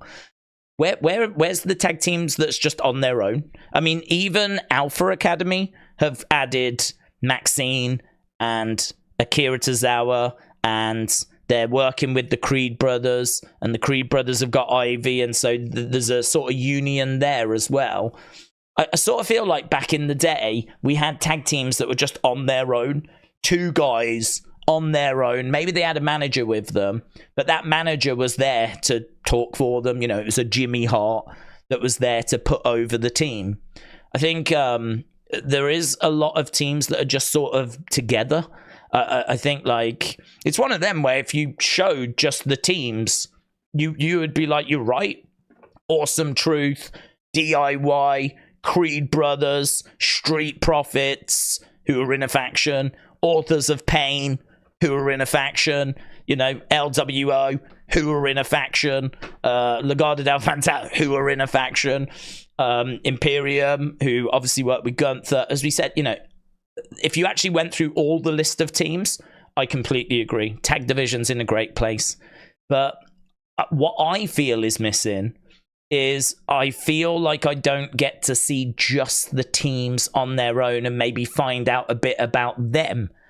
I find out about, like, you know, we're going to help you take these people down. But when do I learn more about DIY? When do I learn more about Imperium? When do I find out more about these teams? Maybe if they did some sit-down interviews, that would be great. Imagine if Michael Cole sat down with Imperium, just Giovanni and Ludwig, and actually they put that out as a little sit-down interview on YouTube, and then they did it with Xavier and Kofi, and then they did it with Tommaso and Johnny, and they just sit down with just the team, and we could maybe just dig into them as a team a little bit more. I'd really enjoy that. I'd get a lot from that, because I think there's a lot of these teams that just feel to me like they need fleshing out a bit more. Like, we need to know a bit more about them. I feel like they could be using social media better, if I'm going to be honest.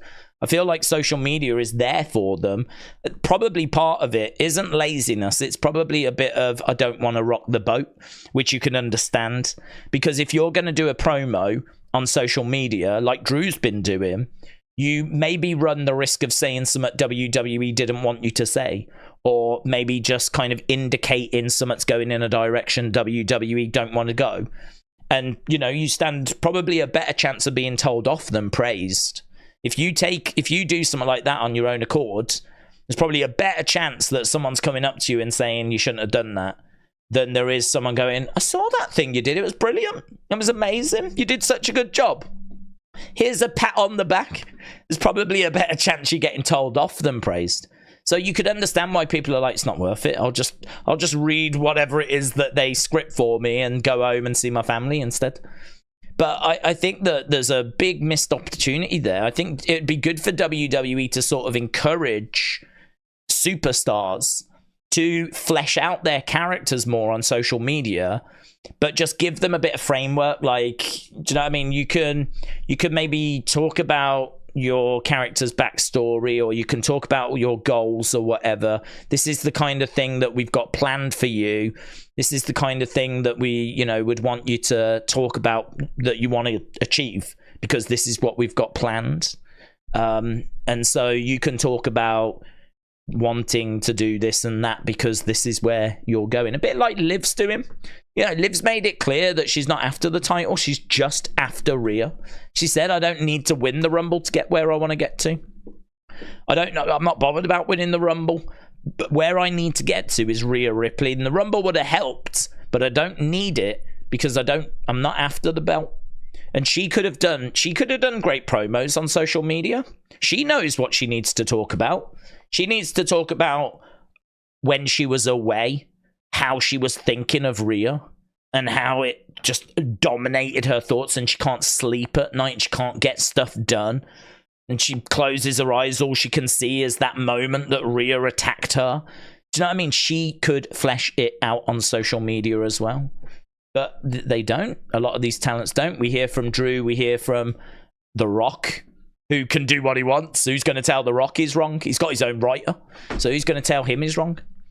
But I feel like it'd be great if the tag teams could do that. I think they, more than anyone, need it. Because I feel like all the big stars in WWE tend to get time on the show, but not so much the tag teams. They just tend to get fun little backstage moments most of the time, unless you're Judgment Day. But Matthew, I agree. I think that the tag division is in a great place. I think we have got a lot of good tag teams. Undercover Manager, shout out to you, said the 3 stars they've brought in will fade because Tony couldn't book a train ticket. It wouldn't matter if they had a roster like the Monday Night Wars Elite Stars. He would ruin it. Yeah, I agree. I think that is where they are. I think that I can't sit here and say they haven't got a great roster, because I look at the poster for the Wembley show and I'm like, I want to see Okada. I want to see Will Ospreay. I don't mind seeing Mercedes. I really like what Tony Storm is doing. I've sung Swerve's praises for a long time. Bryan Danielson's going to wrap it up soon. And, you know, I honestly don't know that I've ever seen him. I don't know. I've been to Raws and Smackdowns in the UK, but I honestly, off the top of my head, cannot remember if I've seen Daniel Bryan or not on Bryan Danielson. So I could definitely tick that box. You know, I could say I've seen Okada. I could say that I've seen Ospreay. I could say that I've seen Bryan Danielson. I could say that I've seen MJF, because obviously don't know what he's going to go on to do. But I could tick a lot of boxes by saying I've seen all these people if I go to Wembley for that all-in show. And as I said, you can get tickets for the top tier for like 30 quid. I think it's actually £27. £27, right? 27 quid, which is like, I don't know, $30, $32, something like that. Yeah, they're roughly about the same. You always have to add a little bit more to change pounds to dollars. So £27 is like $33, something like that, right? So for me, it's, I mean, like, and getting to London for me is not bad. I mean, Telford, I'm pretty sure there was a direct train, but I don't know if there still is. But either way, I think the train goes from Telford to Birmingham, change at Birmingham, down to London, and I don't know if it goes past the Wembley line, but either way, getting there is not an issue. You know, it's Wembley. It's the National Stadium. They make it pretty easy to get to. So getting there, it'll cost a bit. Probably cost me, I would guesstimate at about £100 return. Something like that. Maybe a little bit more. £30 to get in. Then you got your food, your drink. 200 quid. 200 quid. I reckon 200 quids. I could leave this house, go to London, have some food, have some drink, watch Okada, watch Ospreay, be at that show, and get back again. For about 200 quid. I mean, it's not bad, is it? In all fairness, it's not bad. But you're right. The success of them as a brand is you've got the pieces, but can you put it together? Can you tell the stories that are going to captivate people? Are you going to be able to, you know, really grab people's attention and tell stories that's going to make people want to tune in again and again and again?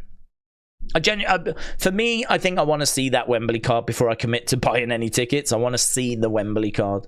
Because there's every chance that he just chucks them against him matches I just don't care about and puts them up against people I'm not that fussed about. And then I would literally only be going to say that I've seen them.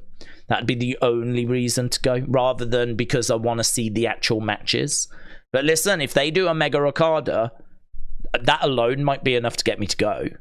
And Mercedes Jamie Hayter would be incredible. I'd absolutely love that. So, we'll see. Big Time said, one thing that we've not really touched on is how weak NXT's men's roster is. Outside of Trick, Mello, Dragunov, the family, it's bad.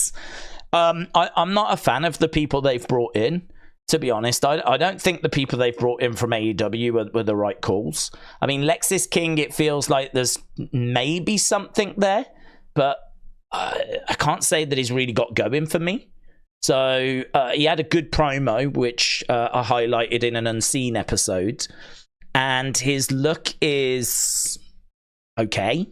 I mean, I'm not a big fan of the facial hair thing. Sometimes when it's not as bold and as bright, you know, I don't know if he dyes it. I think he does. But when it's like jet black, I kind of look at it and it's just a bit too much for me. But if it's a bit more natural colored, then I think it actually looks quite cool. When it's a bit more natural. I don't mind the shapes. I think it's more the color, if anything. But yeah, he is someone that has obviously got a pedigree, if you will. And I wish him nothing but the best. But I can't say I've watched his matches and it's blown my mind. And I can't say I've seen his segments and they've blown my mind. I feel like if he wasn't Brian Pillman's kid, I don't know if WWE would have signed him. I don't know. I don't know what they saw that made them go, we need this guy. We can see it in this guy. I don't know. I don't know. I can't say that I've seen it yet. Normally, I'd be able to sit here and go, this is why they signed him. But promo-wise, apart from a backstage one that I saw, I can't say he's blown my mind, and match-wise, I can't say he's blown my mind. So, I don't know. Yeah, that one to me seems a bit strange, but they believe in him, and we know they're very good at bringing out the best in people. So, maybe they see enough, and they think, yeah, we can do this, and we know what we'll get. So, I don't know. Lexis King is one that I don't get, but Sean Spears I get even less. Sean Spears I just don't understand at all. I mean, I liked him when he was Ty Dillinger because he had a little bit of he had the 10 thing and he was a bit fun. Now he's like the chairman and he's all serious. He's a little bit like a Credible Scripps to me. Scripps came out and he had writing on the walls. Do you remember he used to graffiti and leave writing? And like Sean Spears has got this sort of writing on the walls sort of theme that he's got. And he comes out and he's got his chair and he tries to look all moody and everything. And it's like, I don't see it. I mean, like, I don't rate his promos. I can't say that his matches blow my mind or anything. I mean, they've gone and got a bit of experience. They've gone and got someone that was in NXT before. But when he did a very different character before, it was a bit more fun before. I mean, you had the whole 10 thing that people love joining in with. Now he's trying to be this dark, moody character, and it's not really landing for me. So I look at Sean Spears and I don't really get it. I don't get it. Lexis King, I'm not getting it at the moment. Yeah, I wouldn't disagree. Like there's a healthy list of people. Joe Gacy, it's not clicked. You know, Joe Gacy should work, but Joe Gacy hasn't clicked for me either. So there is good male talent. I think Riley Osborne looks like he's got real potential. I think Obafemi has got real potential. I obviously like what Dijak's doing. We like Elia. Trick Williams. I mean, oh my God. Is there a bigger star? Trick Williams. So I would say there's enough at the top end of that NXT men's division. But once you get past that and you get further down to the mid card in particular, I think there are people that still need to prove themselves, shall we say. There are people that have recently arrived that I don't see it personally. But well, listen, it's NXT. You know, they're learning, they're putting bits together. You would expect some of these, like Sean Spears, to be a bit more finalized, but it is what it is. It is what it is. I mean, NXT is struggling. NXT is not quite delivering. I saw someone on X say that's one of the this was for Tuesday. That's one of the worst shows I've ever seen, wrestling wise. But I couldn't take my eyes off it. I was so entertained. And it's like, I sort of feel like that. Like, none of the matches blow my mind. There's a few people down there, I'm like, I just don't see it. Quite a few, actually. But I don't ever find myself being bored. I would not say that, oh my God, it's an amazing show. I'm not making an excuse for it. But I do understand that mentality of like, I don't think that was a very good show, but I was so entertained. So, yeah, it's a bit strange, NXT at the moment. It is a bit strange. But we don't need to worry about NXT. Put that in the back of our minds, because we are turning our attention to SmackDown. SmackDown is about to begin. The Rock is going to be on the show. Don't know if he's going to open the show or if he's going to close the show. Ratings-wise, you might want him to close the show. But I don't know. They could have him talk, couldn't they?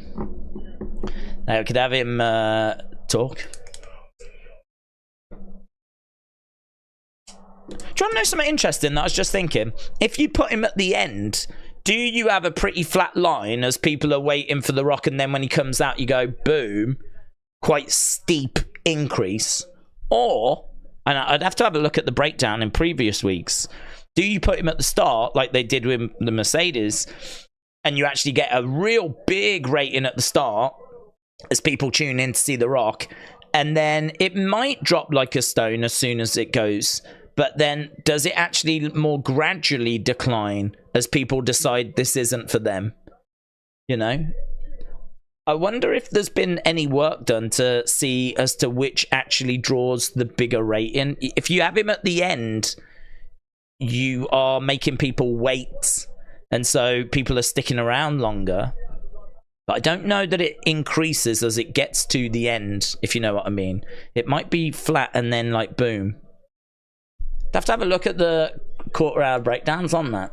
Get a few examples from where there's been massive promo at the start of the show compared to a massive promo at the end of the show, and just see what the graph looks like. That'd be interesting. Because the thing is, if you hear The Rock's doing his promo and it's at the end of the show, you're only going to watch for 10 minutes. You're only going to watch 10 minutes because the show's going to end. If he does it at the start, then you watch The Rock. You've then got the choice as to whether you stick around or whether you go. A lot of people might go, but there will be some that stick around. So, it's interesting, isn't it? If you find that thing interesting. Never let The Rock close the show. Always have him open it, said Eric. Now, people were upset. It's been a week. It's been a week since people were upset. People were upset because he got cut off. And they were like, oh, man, he got cut off. Yeah, he got cut off. Gaming in Real Time said, 17 months of support. Let's go! SD in 5 mins. Gaming in real time, shout out to you, my friend. Appreciate the support. Hope you are doing well. I hope you are excited. We are just seeing a replay at the moment as what happened last week with The Rock. This is when he was talking to Cody and he got slapped. Rock giving a little smile after, because we know The Rock likes pain. Oh, he loved it. He got turned on. He got turned on. Cody turned him on. Right. Here we are. The road to WrestleMania is in Memphis. Whoop that trick sign in the crowd, you know. Whoop that trick. Days Darby Allin has tweeted he has broken his foot. Has he? Does that mean that the Everest climb is off?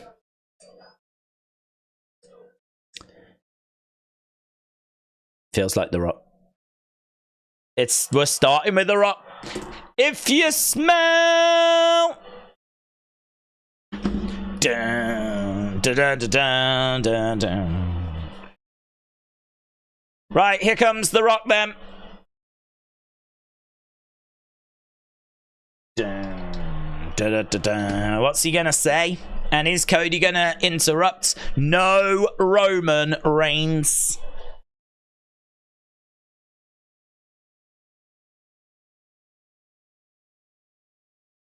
New theme? New theme? Wow!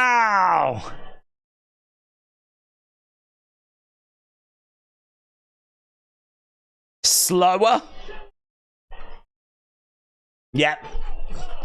It's what we've been saying. Why have him coming down with this electrifying theme?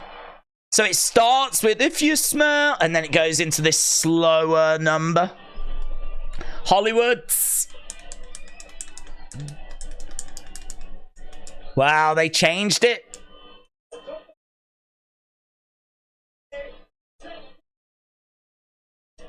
Hey, there's something in the ring, you know. There's something in the ring. I can see something under a cloth. Is it a table? I think we are going to get the Rock concert, because I think I can see a music stand. Wow, I'm so glad they changed it. I'm so glad they changed it. A pleasant surprise, said Alex. Okay, so The Rock has made his way down, and we have got, I think, a music stand in the ring. He's still wearing his Versace waistcoats.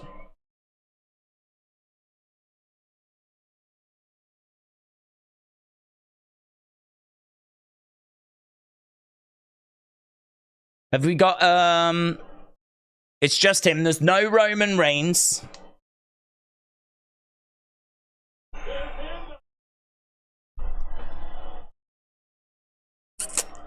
Oh, they said final boss. The final boss is in the house. Final boss. He used that earlier.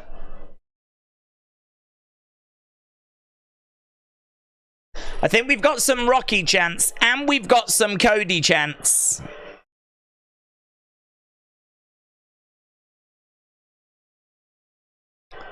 So we really are back to Hollywood Rock now.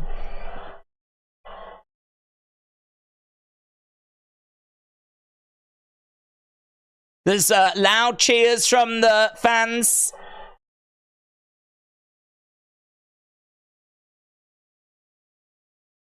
He grabs the microphone. Let's see.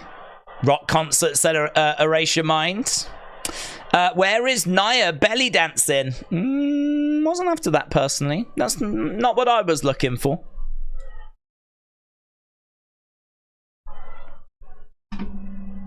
Rock has got the microphone up to his lips as the crowd are chanting.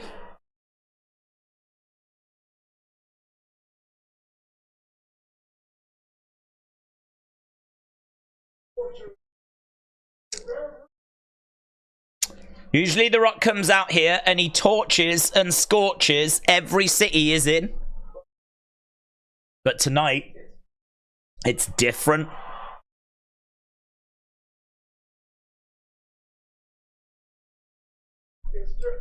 This city is different.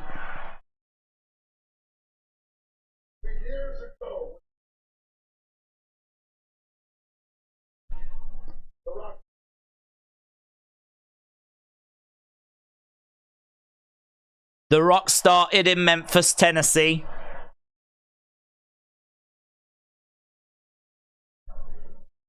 Loud Rocky chants. He says thank you.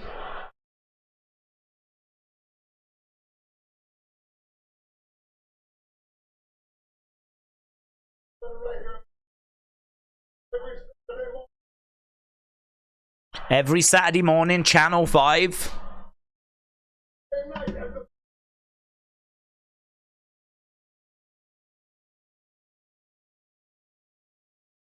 Do you remember The Rock's name? Flex Kavana was his name.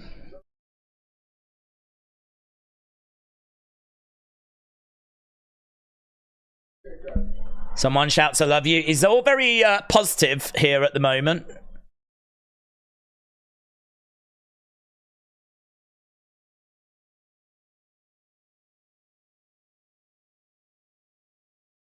Finally, The Rock.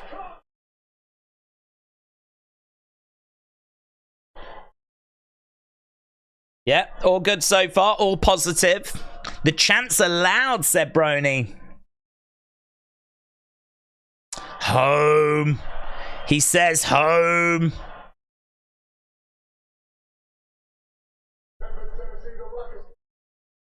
It's been years.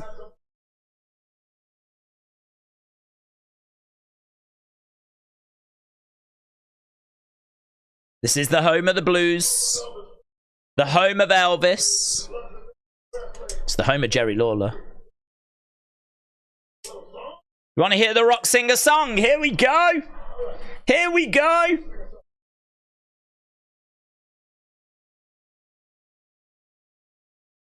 So we're going to get a Rock concert.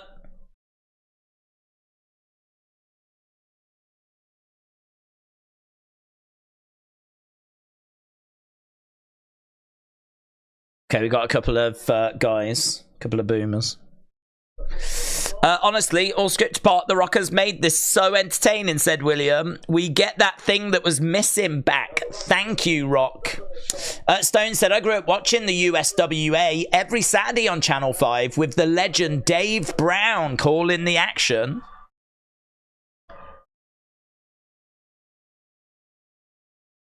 You sound like someone The Rock could love, drunk and horny, to someone that screamed in the crowd.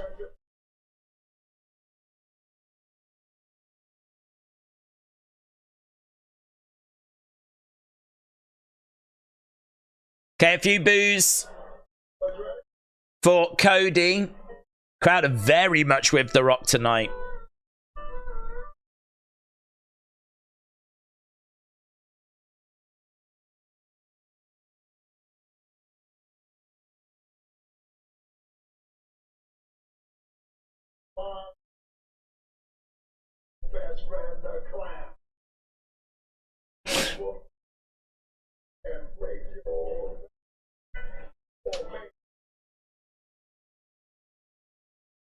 Maybe I'll beat you with my fanny pack.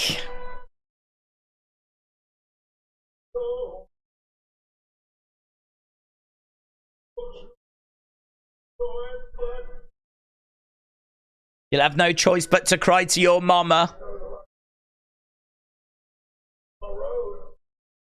So, Mama Rhodes gets mentioned.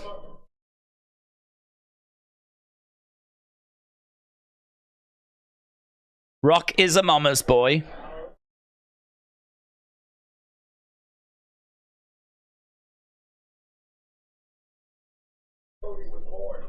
Oh.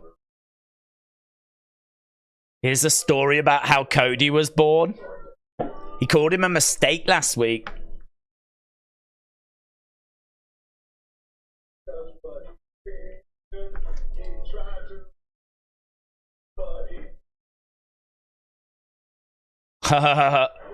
He says that Dusty's youngest son turned out too weird and shows a picture of Stardust.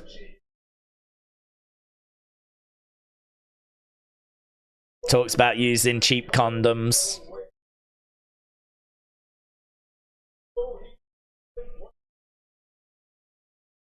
He wasn't planned, he was a mistake. Oh, man.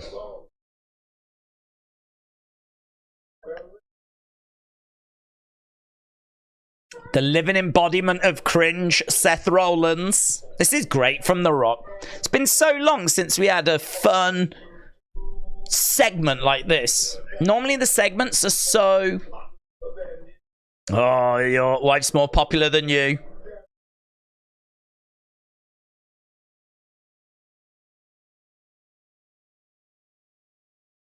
The Rock's going to make your title disappear.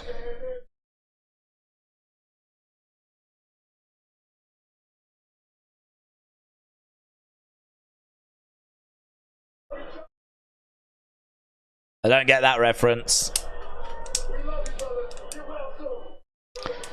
Rock tells someone to get well soon who was waving a gun. That is for our American friends. Yeah, what I was saying is that we get so many promos that are so scripted and they feel so samey. I don't like you, I'm gonna beat you, blah blah blah. So good to have something different. This is for you now, Cody. He's had a go at Cody's mom, Seth, and now he's having a pop at Cody Crybabies.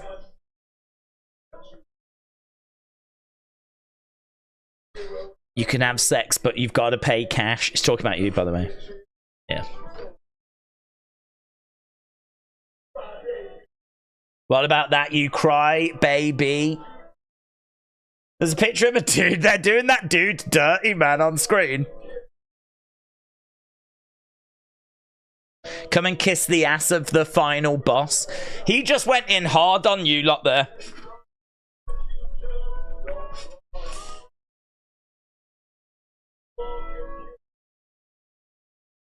Final boss. Woo!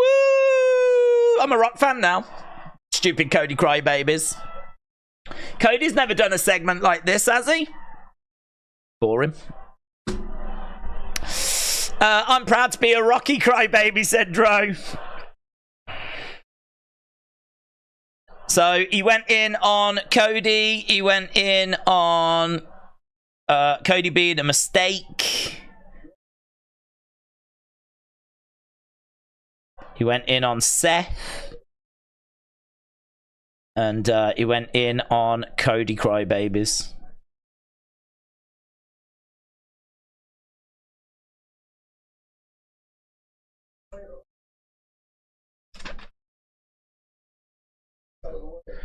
He's just having a lovely time, isn't he, really? It's just an evening with The Rock. That's what we've got here.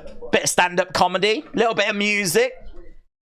Story time now, lovely. Cody did something to The Rock. Slapped him, didn't he? Slapped him. Fickle, dickle, pick. Oh, shut up, Cody Crybaby.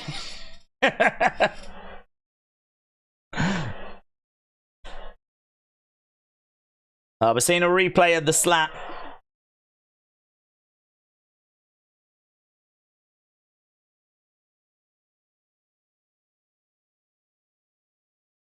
Yeah, I don't get the Joe Morant gun joke. That's the bit I don't understand.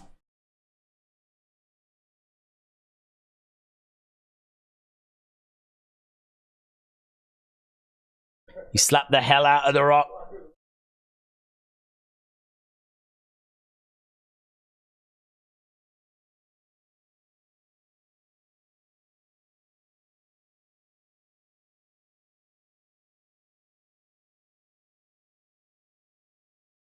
How was you going to respond to the moment that made you famous? There's a lot of recaps here. We're going back again. Bayley tonight said intoxicated drums. Bayley tonight.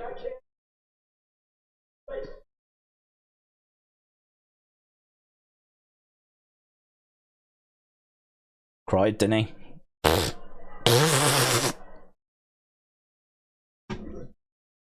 Cried, didn't he? What a joke. You gotta be in me.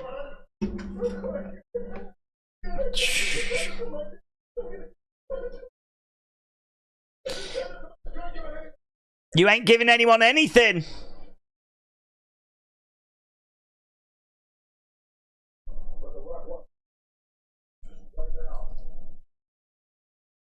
I want to talk to your mama.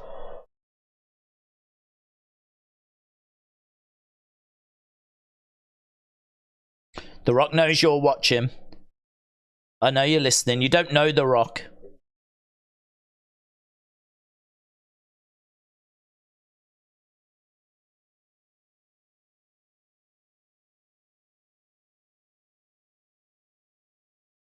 I'm going to make you pay. I'm going to make your family pay.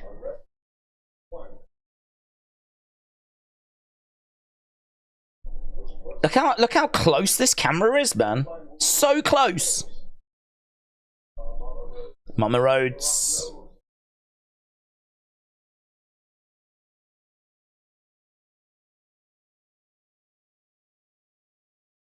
You want your son to hand you that belt? But that ain't gonna happen.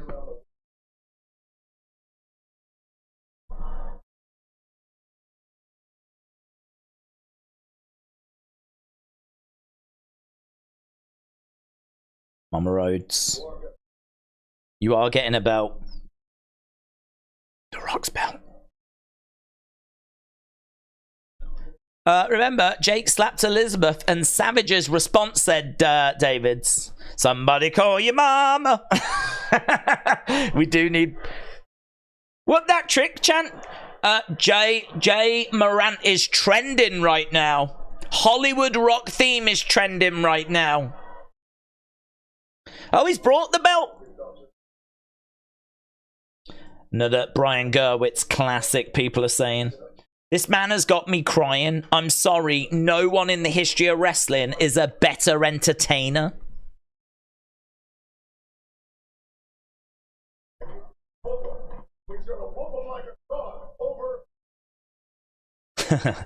The Rock wasn't playing guitar and he was reading his lyrics. I want my money back, someone said.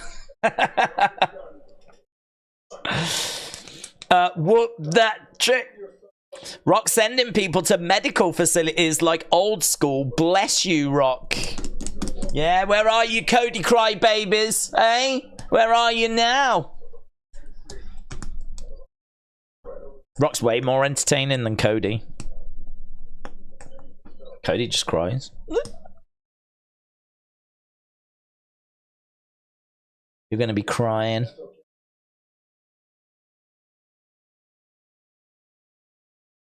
Oh, what's he gonna whisper?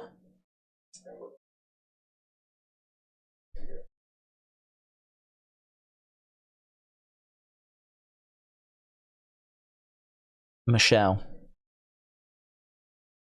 What can I say? Accept your welcome. That's from Moana, isn't it?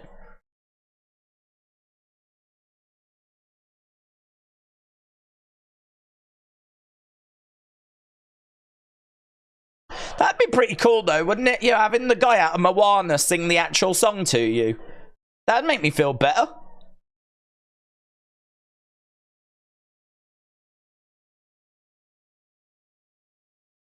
What can I say except you're welcome?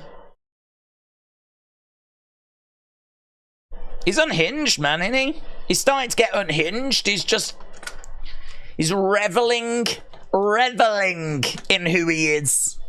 He's reveling in this role. So, well, I mean, what do you say about that? I feel like it was a good segment within itself. It did retell a lot of the social media stuff, But obviously this was about the song. This, you know, he wasn't going to do the 8 minutes he did on social media here because this segment was about the Rock concert. I thought it was fun.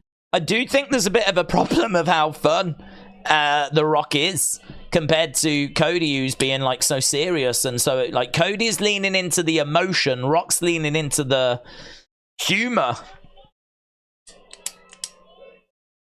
Right, we are backstage with Legado del Fantasma. Veggie B said it was a waste of time. Well, I tell you what, let's get in your thoughts. What did you think about it? What did you think about the Rock concert? What did you think about it? Did you think, well, let's go with our usual system. Was it all time? Was it just great? Was it good, okay? Or did you actually think it was bad and it just, you know, really wasn't to your taste? So what did you think about that? First 24 minutes of the show done.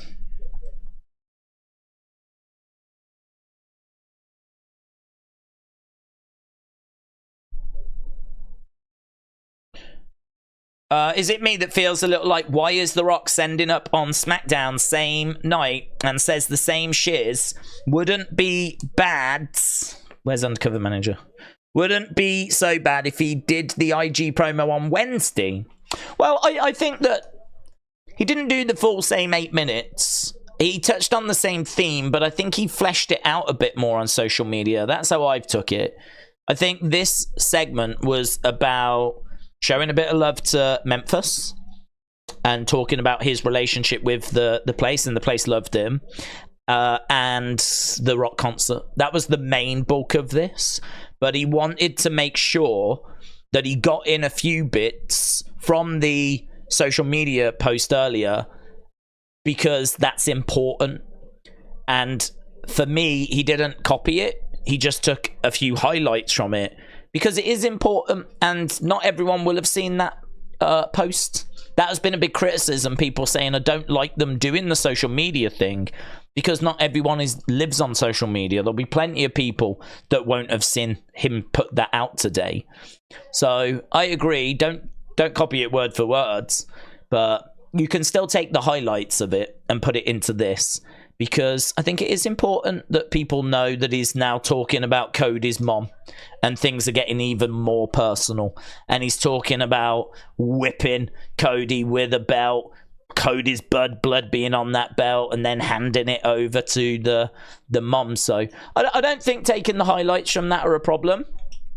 Maybe he did a little bit more of it than what I was expecting. I could agree with that. But I think the bulk of this was the song, was the Rock concert. And it'll be interesting to know how people vote on that. But get in your thoughts as to what you thought about it. That's the first 27 minutes. That's a quarter of the show done with just the Rock concert. So what did you think about it? Ernest said, I don't like the social media thing with pro wrestling. It blurs lines and kills kayfabe. I'm Kyle said, I would question some chatter in here. Tastes in entertainment segments sometimes. I question some chatters in here's taste in entertainment segments sometimes. Well, I think this is a reflection of the wider wrestling community, so I would imagine that the responses you're seeing here will be the same responses that we see play out on social media. I don't ever find that conversations we have here are different to Twitter. I don't ever really come away and then all of a sudden, you know, we've been down on a show and everyone else is like positive about it. I feel like we've got a good cross section of the wrestling community, so if people are into it or people aren't into it, I think you'll see that repeated online. That helped Cody in no way. The Rock's ego is too big, says Billy. Nando said, I did not watch the social media promo, so I didn't mind the recap. But Rock is the best and oldest superstar of all time, said Samboy. IFAL said, I don't know, it seems if we push this side of the Rock too much, you might end up killing Cody's momentum. I don't think that's unfair. Berto is what is being called on screen right now. So it looks like we have now changed Umberto's name to Berto. I don't disagree with that. I think this makes The Rock look really fun and cool, and I agree. I think that is a problem. It's difficult though, isn't it? Because you want an entertaining segment from The Rock, and The Rock can entertain. I mean, you want an entertaining segment from The Rock. The Rock can deliver it. The Rock can bring you that no problem whatsoever. But the risk is, the problem is that then, of course, Cody's got to try and match it. And Cody does run the risk of being overshadowed. So I would like to think that they are working with Cody as well, you know? It would be good if The Rock was like, look, I'm going to say this. We'll get Brian Gerwitz. We'll get creative to come up with something for you, like, tasty in response. It'd be good if he was, like, working with him rather than trying to outshine him. There's very little benefit to him trying to outshine Cody. There's very little benefit to that at all. You know, benefits The Rock, but doesn't really benefit WWE, and it doesn't really benefit, well, it doesn't benefit Cody. So I agree, it would be great if it turns out he has been working with him and trying to help him, you know. Anyone else like to see more Bloodline members? So Rikishi tries to run over Cody for The Rock. A la Attitude Era, said Undercover Manager. Nia could kidnap Brandy. I think it would be cool to see a few more after we saw that family tree. Yeah, I agree with that. I think it would be fun to see a bit more. You know, we're seeing a lot of promos, and this is why I think I like the Rock concert, because it's just something different. Rather than coming out and talking and wrestling, we get all the time. But those kind of moments where, you know, there's cars being flipped over or houses being invaded or, you know, anything that's outside of wrestling or just talking, we don't get that stuff that much.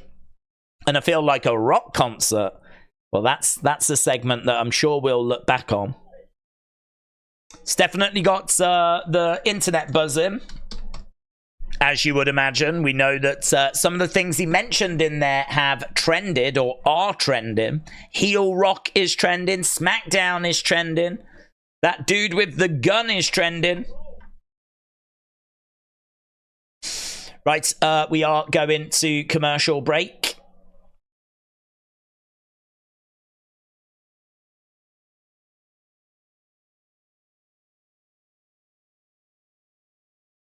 It was breaking news about an hour ago, said James.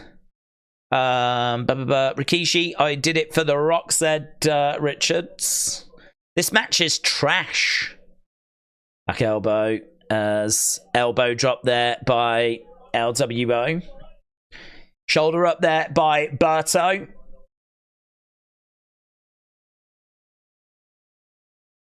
Right, well, we know that we've got Bayley coming up.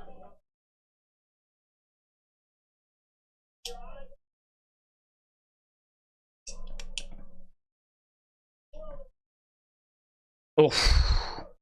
Del Toro landing on Berto. Berto getting his shoulder up. Apparently there's over 14,000 people in there.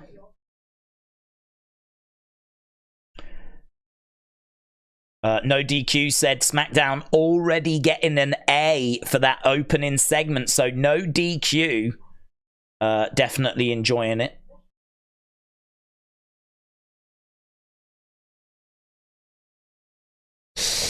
How is this tag match going to follow The Rock? Not very well. Not very well. So, yeah, he's got people are loving that that final line, that "You're welcome" line. The Rock singing "You're welcome" is insane. This is going to go down as the greatest storyline pivot in WWE history.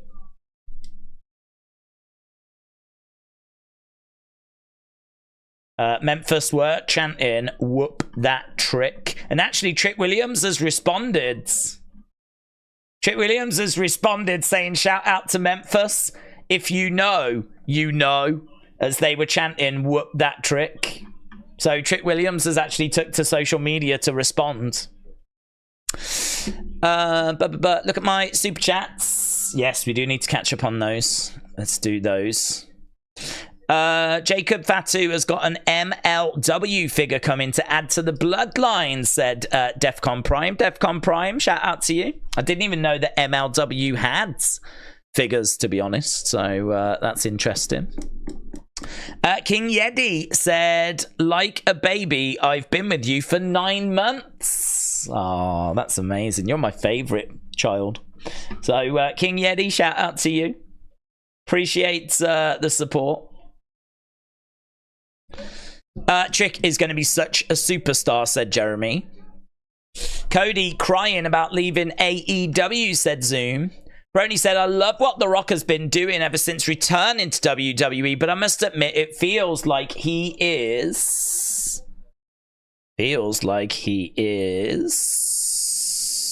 overshadowing everyone, like Roman and Cody. Well, we're at 424 votes. Keep your votes coming in. We'll see if we can get to 500, and then we'll have a look at the results. William said, I have never have smelled nor rode with The Rock's strudel like most. Rock sucks and always will. I hope Roman and the Bloodline turn on The Rock at WrestleMania 40. Days, why is Alina still wearing headphones? She's listening to that Rock song. It's a banger, man.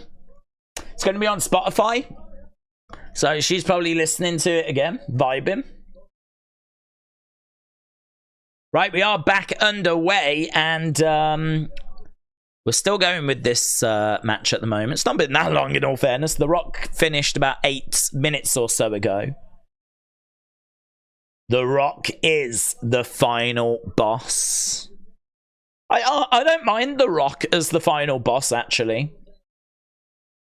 I don't mind that. People are saying, so if he's the final boss, then what does that make Roman Reigns? Does that make him a stepping stone? Oh, that's interesting. Most played super... Oh, look at this. 2K24 with an actually interesting stat. They are capable of it. Who knew? So, yeah, they have got stat up that Cody is the most played superstar. Cruz del Toro is up in the corner. Look at this move. And they slam him down. Berto going for the cover as Wild comes in. So they stood on the middle rope. They both picked him up in the air there, and they just chucked him down into the ring. It didn't result in the pin though. Berto going against the ropes. Spanish fly by Del Toro. So Berto is down. So down at the moment, trying to get over to the ropes.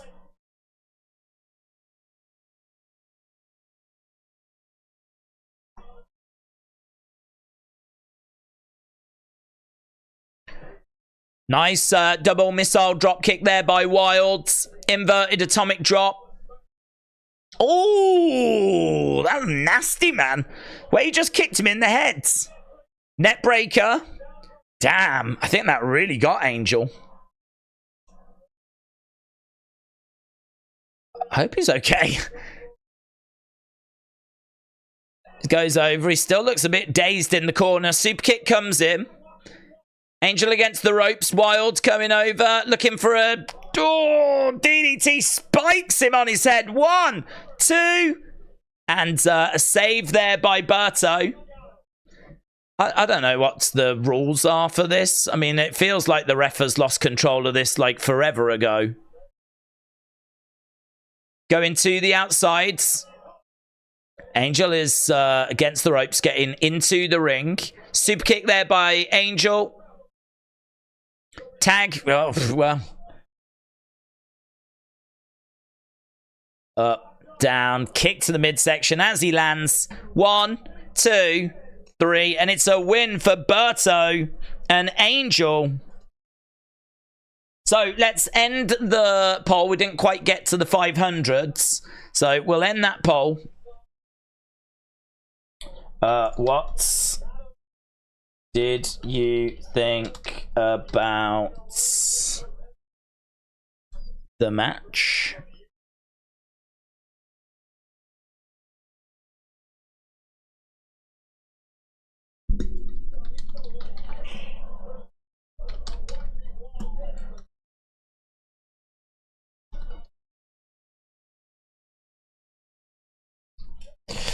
Okay, there we go.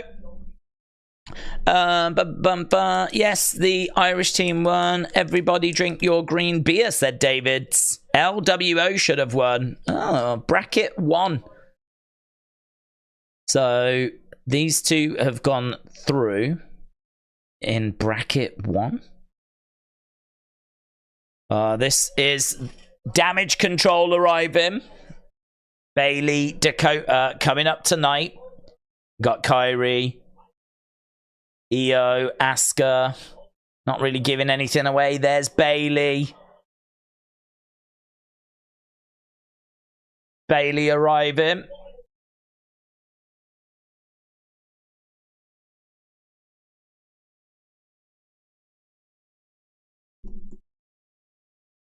Okay, and we go to commercial break. Makes me laugh. AEW get excited. They sell 16,000 tickets when they get 3K max for normal Dynamites. WWE sells out arenas, and now we're at 15,000. A. Jobson said it was a lame finish. Days, that was an AEW rules match. Yeah, I mean, I was not feeling it personally. Can you have a look at what I've tagged you in? Yes, but it better be good. Can't even see it. Was it just? Evening, do you think Bayley might get help from someone? Naomi and I think Jade. Naomi and Jade. Edward, I can't see it. I've got the odds for the wrestling from WrestleFeed.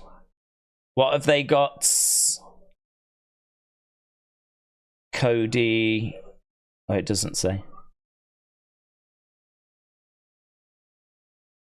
Okay. The Rock to headline Glastonbury. Does anyone want an Oracle card, says Sonny. I missed The Rock. I thought Damage Control would attack Bayley during or after her match. Then Naomi comes out, gets beaten down. Then maybe Jade and Bianca, said Brony. Bayley's backup probably would have been Shayna and Charlotte if Charlotte wasn't injured, said Davids. Helicard thinks Naomi and Tamina. Delath said, I saw Mercedes on AEW. WWE should have got her. She'll change that women's division. She changed WWE when she was here. Did she? That's interesting. Did she? Did she change WWE when she was there? I think she contributed, but I don't know that I can give her the credit. I think, for me, if you want to talk about the women's evolution revolution, I think you have to look at Triple H, who really started to train the women in NXT to a different level than what they were being trained before. Before, you know, they were being trained as divas. As soon as he took over NXT, he started training them as wrestlers. And so we started to see Paige and Emma and Charlotte and Sasha and Becky like starting to come through that system, being trained properly rather than being the divas we had before. And then there was a whole group of them that came up in 2015, which was Becky, Sasha, Charlotte, And that was the start of the revolution, the evolution. We had, obviously, the 3 teams with PCB and Team Bella. And, you know, I think that for me is a real moment. And she is definitely a part of that moment. But she can't take, like, the sole credit for that. She was a part of it. She was a part of a movement that happened at that time. But I think you've got to give props to Charlotte, to Becky, certainly to Triple H, to Paige, to Emma. I think all of those contributed to that that time. But she was part of that movement. I completely agree. I agree with that.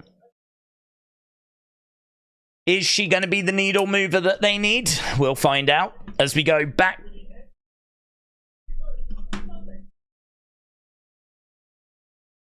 Are we going to get a yes boy?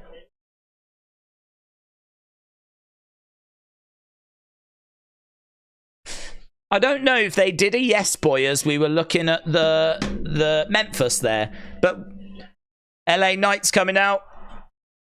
When we get the look at the place that we're at, that's when we tend to get the yes boy that's been getting played. I don't know if they did it that time.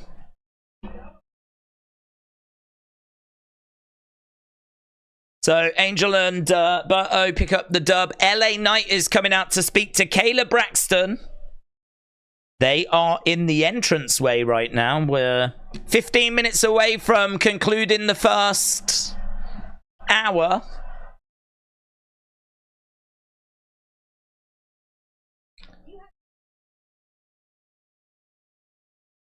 Since the chamber, you have been on a quest to find AJ Styles.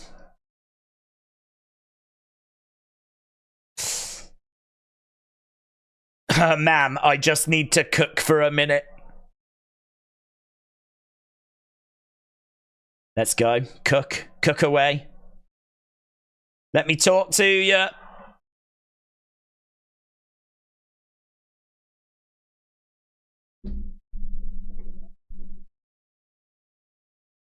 Few boos for AJ Styles.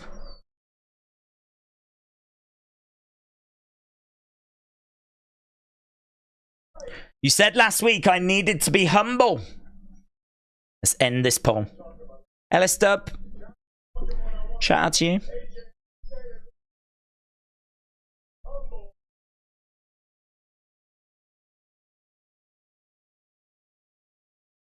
Well, I'm standing here. Why don't you come out and humble LA Knight?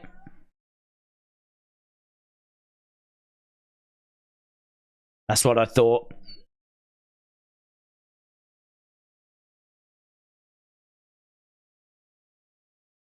You're not big enough for this ride, little man.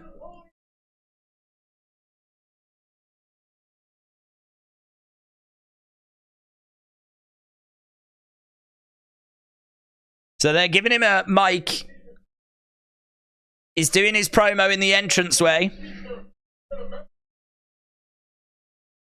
I do like that line. You're not big enough for this ride.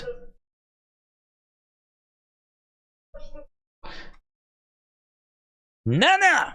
He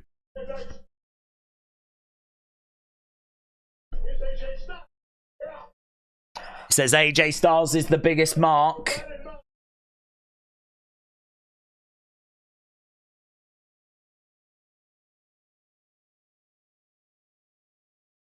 I know somewhere you can't help but to show up.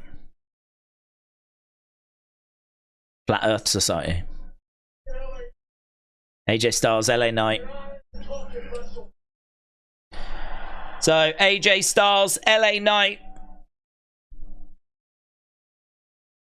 WrestleMania.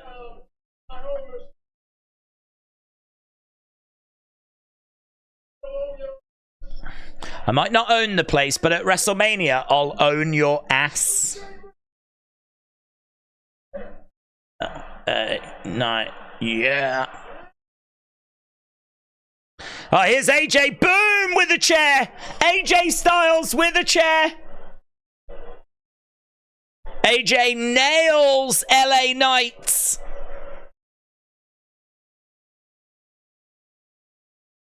And he opens up that chair and he's going to sit on top of him, grab the microphone.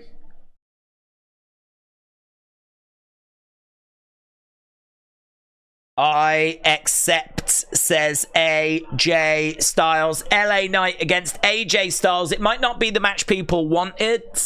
LA Knight.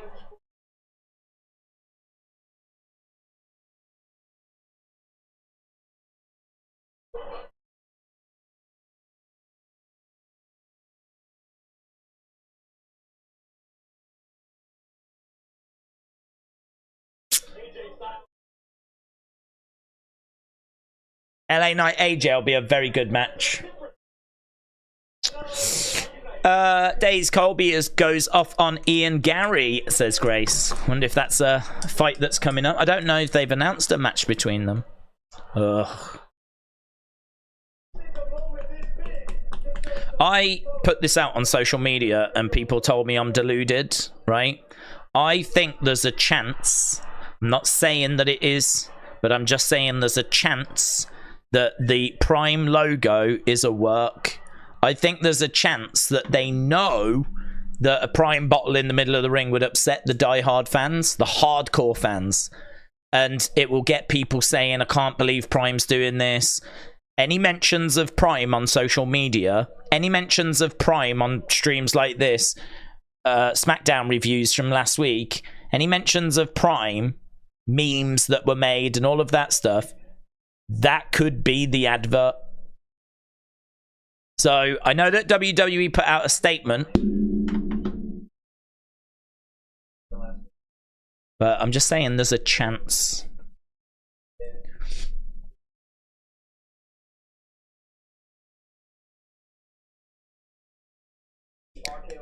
We're backstage with Logan and Nick here.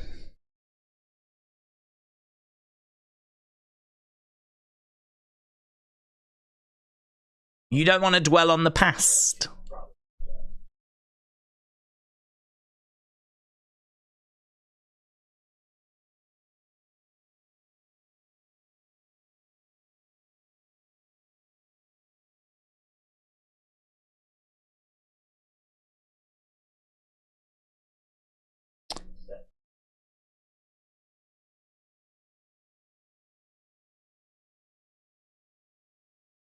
So Nick wants Logan to request an apology in person.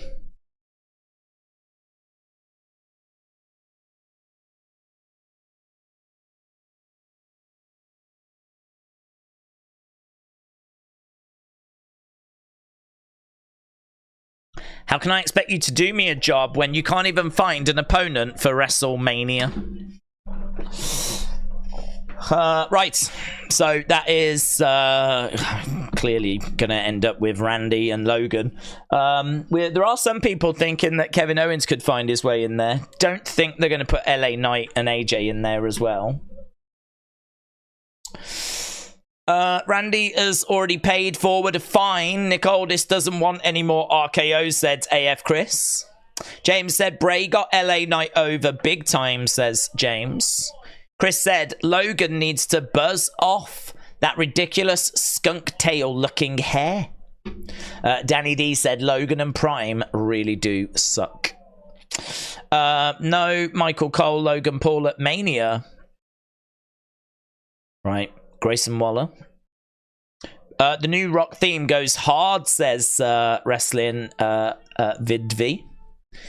Yeah, it's a mix in it of his current theme and his Hollywood Rock theme. It's kind of come together to create a new sort of theme, but it's, you know, it is what it is. And it is, I mean, I think this is what they should do. I do worry that The Rock having that new electrifying entrance, his big epic sounding music, how great his promos are. You could understand people looking and being entertained at The Rock, and actually, you know, comparing him to Cody, because you have to pick a side.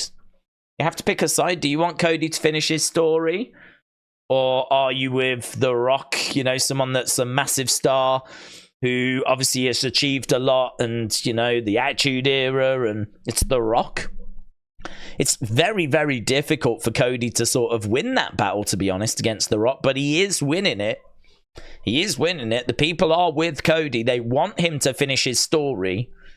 But it does sort of feel like, well, you've got to tread a bit careful here. You've got to tread a bit careful. You know, for me, it would be obvious for The Rock to not be coming out with these humorous segments and this epic music. For me, it would be obvious to have The Rock going off on how Dusty wasn't that great, how Dustin could never get it done, how Cody has never got it done. You know, he was Stardust. What a joke that was. Just lay into him. Go off on him. There's enough material to just go off on Cody and build up more sympathy. Now, you could say that him going off on Cody's mom is doing that, and you wouldn't be wrong. But the way that it's packaged and presented is in a very engaging, very funny, humorous segment, which I do agree with people that have said we are running a risk here. We are taking a gamble here because we are making The Rock seem fun and cool. And do you know what I mean? Like this guy that you could easily get behind, you know?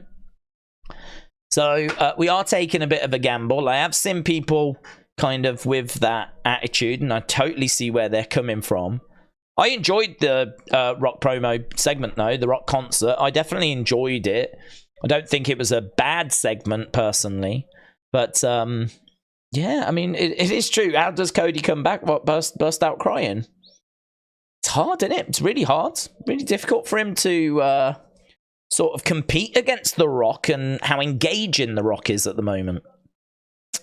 But he is winning that battle. People are so desperate to see the story get finished, and I think they so like Cody that maybe these little digs are just going to be enough, you know? But he's calling himself the final boss. He says he's going to whip Cody down. I was just reading something there. Someone had tweeted out about that opening segment and about how it hadn't hit for them. I'm gonna show you this. Look, this is from. I need this bigger, don't I? Really, I don't know why it's so small.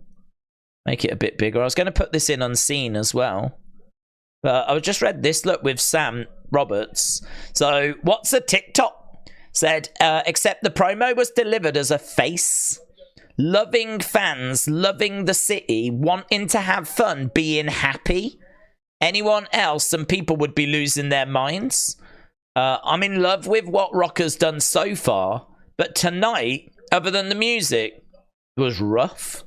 So this guy is saying, like, The Rock came across like a face. He was, you know, loving the fans in attendance. He was loving the place, Memphis. He was loving the love that he was getting. He came across as like a bit of a face. Sam said you couldn't be more wrong. He started having fun and then he went full a-hole, showing himself to be phony. Right, we're backstage with Paul Heyman and Solo. And Jimmy! Oh. Oh, Jimmy going off, man.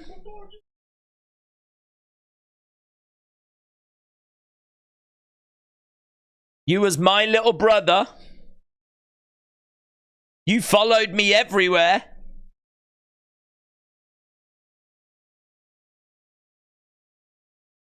It's me versus you.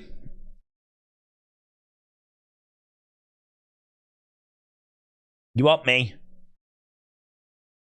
You want me? Yeets. Staring down the camera. Intense. Oh man, they kept that camera on him for a long time. We've seen them before. War and Trinity, do you remember? I remember them. Wasn't that during thingy? Tribute to the Troops. They were good. It's lovely seeing some singers that actually come and do singing and don't try to beat up the wrestlers. Right. Grayson is taking on Randy Orton. They talk to me. Big bro versus little bro. I guess they did announce Usos tonight. They're really getting things in order now, says Pappy.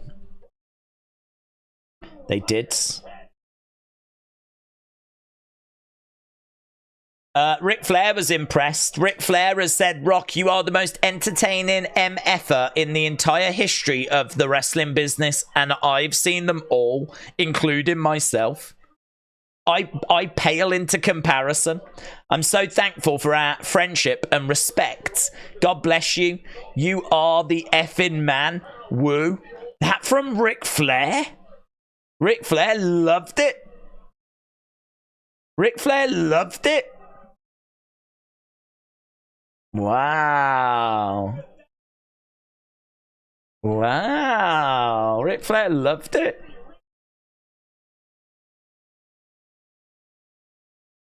Love Big Johnston.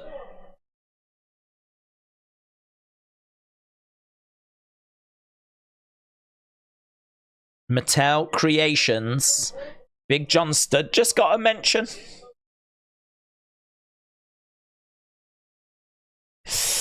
Ric Flair is rooting for The Rock to beat Cody, confirmed.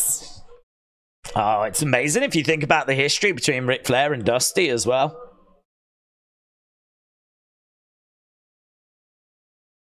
Okay, so Grayson Waller is, as a kid, showing off his guns as Randy makes his way down.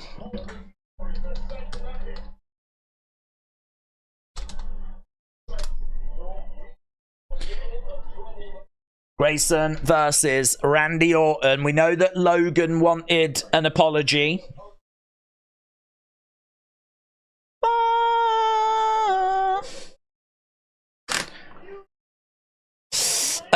The Rock, to be the man, you've got to... That's not it. Ric Flair is always sucking up, said Brian. But I love the promo from Jimmy. I want more of that, said Eric. Yeah, that was good, man. Really focused, really, like, intense. He's been a bit comedy, I suppose, recently, which has been okay, but it was nice to get a bit of intensity. Poppy said Grayson is great. Popularity rises, even though his loss percentage is crazy high. Young Heath Ledger said Waller and Theory are jobbers at this point. A. Jobson said Jimmy versus Jay, no contest. Rikishi will be there. Either Rock or Solo will stop the match, and Jay will be the one to screw Cody. Classic Randy pose, said Lone Star Friend. Odell said Randy isn't skinny anymore, so they probably not that tight. Wow, big Randy chants. Big Randy chants. So Grayson Waller, Randy Orton, Austin Theory is at ringside. This is my house now, said Grayson. Here's Logan Paul. Logan Paul is making his way down. Logan holding up that United States Championship.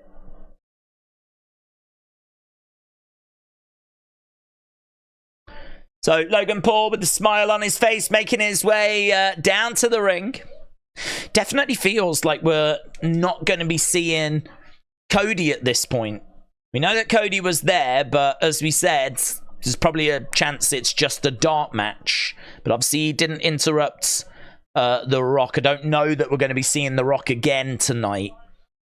So don't know that we see Cody.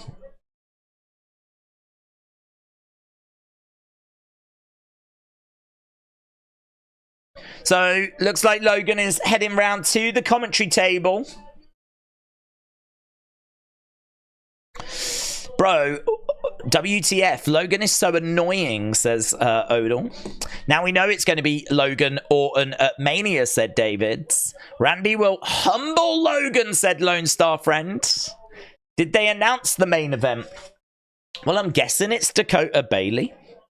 They haven't announced it as the main event, but... So yeah, Logan has gone on to commentary. It is true that Nick Aldis was not happy with some of the comments that Logan just made. He could put him in the triple threat as a punishment.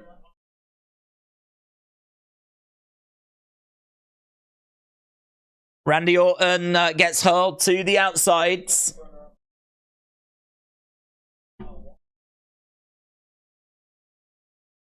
Grayson Waller getting slammed into the commentary table. Crowd are hot still.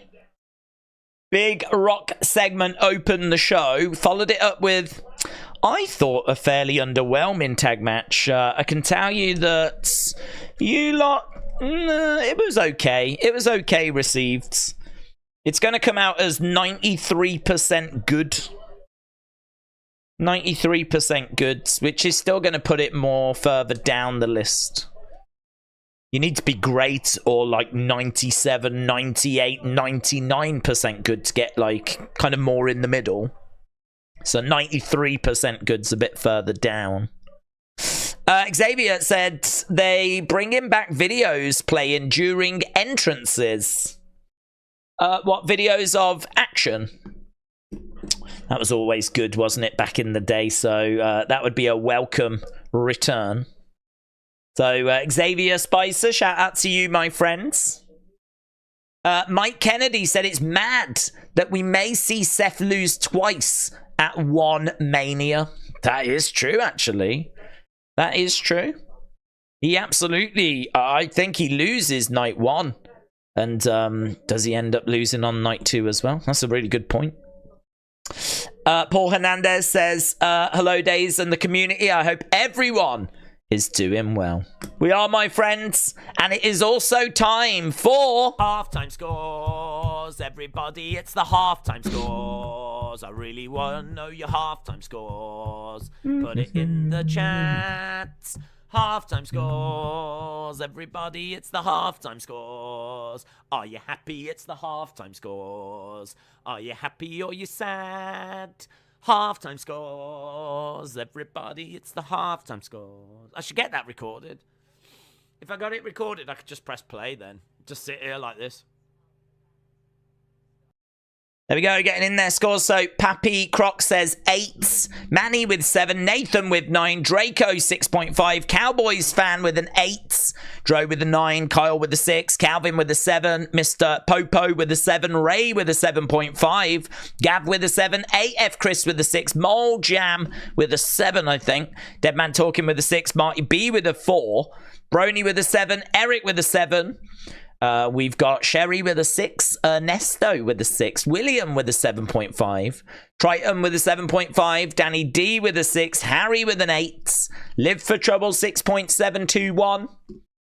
We've got Brian with a 9, Trey with a 5.75, Smurfy Tunes Gaming with a 9, Brony with a 7, Matthew with an 8, Silver Bandit with a 10, George with an 8, we've got D-Lath 3 with a 9, Billy with a 7.3, Larry with a 6, Mike with a 6.9, Cleveland Brown 3.5 out of 7 Meltzer stars, Randy with a 7, Alan with a 7, Mike with a 6.9, Bishop said 7. I still need to record it out of 10. A. Jobson with a 9, David says 8. Full-time score, 10 out of 10 if we get Bayley and black leather pants. Let's go. Let's go.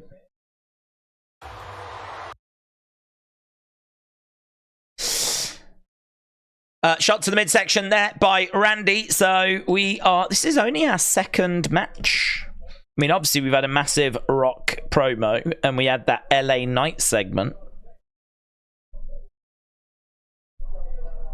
Clothesline by Randy. Lovely. Snap. Power slam there. I believe Logan is the only one with a custom movie entrance, says Manny. Ian said, I don't think we see Seth both nights. I think Priest will cash in after the tag match and then face Drew. That would be heel against heel, though, wouldn't it? Be a bit weird, because who would you root for? Because Drew is not really a face at the moment. He's been gloating about CM Punk being out. And attacking people. And Damien's in Judgment Day. One more time is the chant.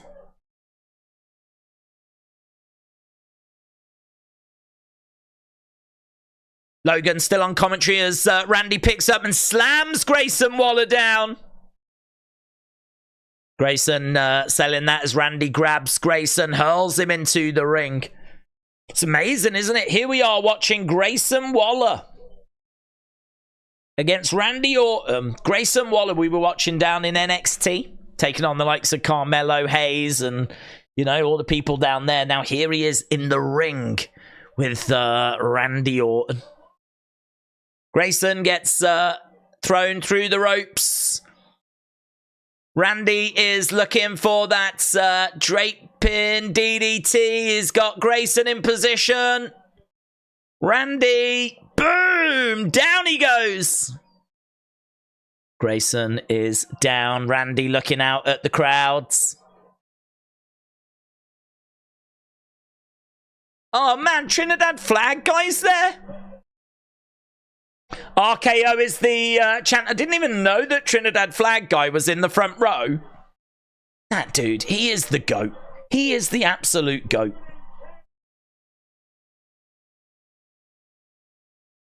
Right now we've got Theory dragging Grayson out the ring. But, Theory. Theory gets DDT'd. Randy is loving it! RKO! RKO to Grayson. And you know what? The crowd absolutely loved that. The crowd had so much fun with that. The crowd were really into absolutely everything. Do you know, starting off with The Rock and then having Randy in the middle of the show, I mean, that's pretty cool, isn't it? And you've still got Bayley and Dakota coming up. So Randy is being attacked right now by Grayson.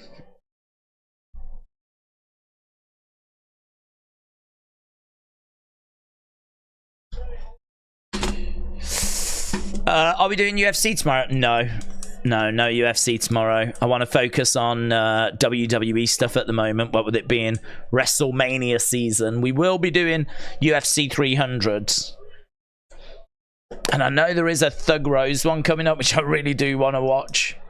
But no, tomorrow we'll be looking at opinions and unseens. And here's Kevin Owens making his way down, charging into Austin Theory. Kevin Owens making the save.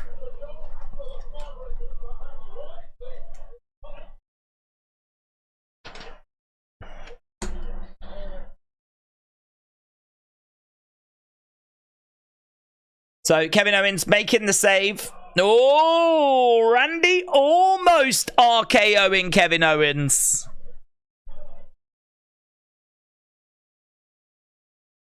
Oh, and an RKO to Austin Theory.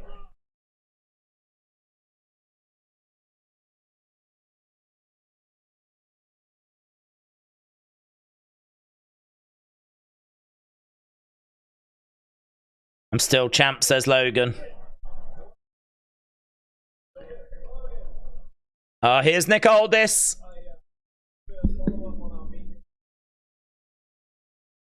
Couple of things. Did you get the apology? Okay, no, okay.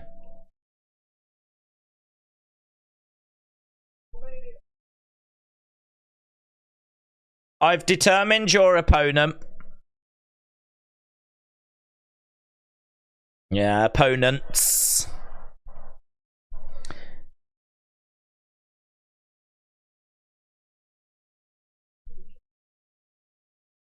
Kevin Owens. And Randy Orton. Triple threat.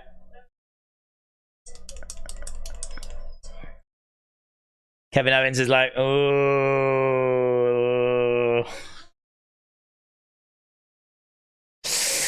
Well, he's going to be pleased to be in the match, but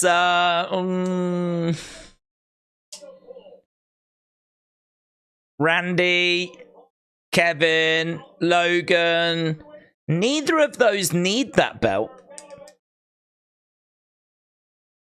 Oh, no, says Logan. Oh, shiz. Oh, no. Oh, no. Oh, no. Oh, no. Oh, dear. Oh, no. Oh, no. Oh, no. Logan will come through that. Randy doesn't need that title. Kevin doesn't need that title. They'll end up getting in each other's way. And I've got to think Logan's favourite to come through that. It will give him something to gloat about as well, which means the person that does end up beating him will have a bit of a bigger achievement, if you will, because Logan can then gloat about beating Kevin and Randy. Even though I'm sure it'll be done in a certain way, you know. I'd have Logan as favourite for that. Mitchell said, Trinidad flag guy versus green shirt guy. Who you got? I got no doubt in my mind. There's only one leader. There's only one leader of the WWE universe, and that is Trinidad flag guy. I keep saying this. Listen, this is a SmackDown. Is green shirt guy there? Not that I can see. Trinidad flag guy's there, though. Remember Australia with the press event? Who was in with the press? Green shirt guy? Nope. Trinidad flag guy. Trinidad flag guy is what green shirt guy wishes he was. Right, we're backstage with Dakota.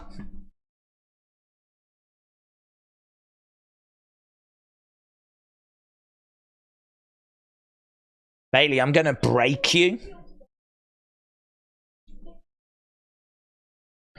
Anyone that feels sorry for you has lost their damn minds.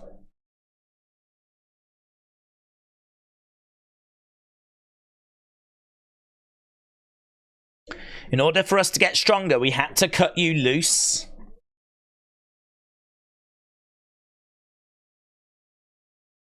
We run this show. So Dakota being very clear about who is in control. And that is Damage Control. Damage Control are in control. You could have Gunther beat Logan at SummerSlam, said David. Casey is pretty huge. Trains are pretty awesome. Dakota is going to break someone when she is still broken herself. Aren't we all a little bit broken, really?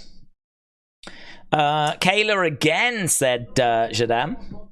Owens needs to win the US title, said Dro. Do you think so? Do you think so? I don't think he needs it. Does he need the US title? I would think he would be more around that world title picture. But then, you know, not everyone can be, so does he have a run with the US title in the short term? But what's the match? Nothing. Commercial break. What do you think? How can Austin Theory go from US title holder to the US title holders? Well, I mean, I think they're building towards Grayson versus Theory. This relationship is not working for Theory, as you've rightfully pointed out. So, yeah, this is something which I think Theory is going to rebel against, stand up against at some point. It's just when. I mean, I don't know that it's going to be this side of WrestleMania. But at some point, Grayson against a face Austin Theory. I think Austin Theory as face. Let's try it. Heel ain't working. Heel ain't working. So maybe trying him as a face and see where we get with that. Let's give it a go. Theory got demoted for the horrible cash-in, said Justin. Well, that wasn't his fault. They booked it. It was awful. They've been doing a lot of triple threats lately. I don't know if KO needed to be in this match, and Randy doesn't need the belt. Logan's having a heel run through the locker room, and Randy is next, said AF Chris. Maka said Dakota Bayley main event in means that we could get Bianca and Jade confronting them. We could do. David said Austin Theory is going to AEW after he loses to Waller. Theory needs to turn on Waller, said young Heath Ledger. Smurf said, isn't there a stipulation saying that you have to cash in by Mania? No. You have to cash in by the next Money in the Bank. I think you've got until, I don't know if it's the end of Money in the Bank, but no. I mean, maybe that stipulation was in place when because it used to be at Mania. I think have you not always just had 12 months? So if you won it at Mania, you had to cash it in before the next Mania. Whereas now it's its own event. You have to do it before it gets back around again. Triple H is going to be on Pat's show at WWE Worlds. So, WWE World, man. I would so love to go there. I definitely wouldn't go that day. But here is Legado del Fantasma. Zelina? Oh, no. We've got Dragon Lee Santos, haven't we? Dragon Lee Santos. There is Santos Escobar. Bum, bum, bum. Here's Dragon Lee. I feel like it's been a little while since we've seen Dragon Lee.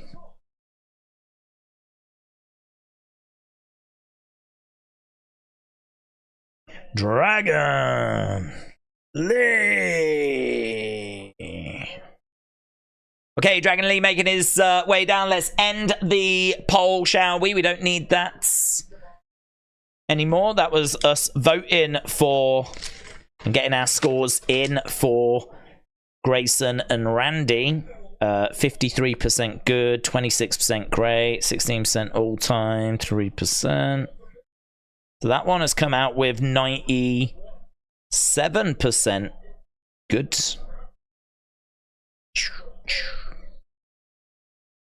So was that higher than the first one? It was. That's very interesting. So the first match got 93% goods. Second match, 97% good. People enjoyed the Randy Orton match more than the high-flying, let's not worry about the rules match. Okay, Santos against Dragon Lee is our third match on this show.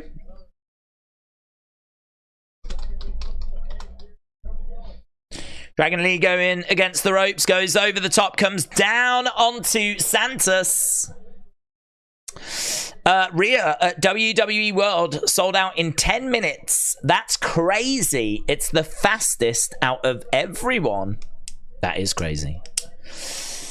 I think it's a weird way of doing it, but it's a good way of doing it. The way that we used to do it is, I don't know where you bought the tickets, but I don't remember them ever announcing people at Access. I don't know if you bought the tickets at the time or how it was done, but now they announce such and such is going to be there on this day, and then you buy the tickets for them, and they make a bit of a bigger deal out of it. I mean, to my knowledge, everyone's going to be there, I would imagine, by the time we get to WrestleMania. I mean, we used to have pretty much everyone there for Access, so this is just going to be the same, is it not? One of my favorite ever videos that I saw, and I've mentioned it before, is Kathy Kelly with Stephanie McMahon and Triple H walking around Access. It's one of my favorite ever videos. It's brilliant. You really get a taste of what Access is like and what you can do there. And it's brilliant. And I really hope they do that this year. Kayla Braxton, Kathy Kelly, whoever it is, Sarah Schreiber or Mega Morant or whoever, go around and show us what we could see there. Wow, not much to this match. Didn't even really get going, and Santos has picked up the win thanks to some outside interference. So...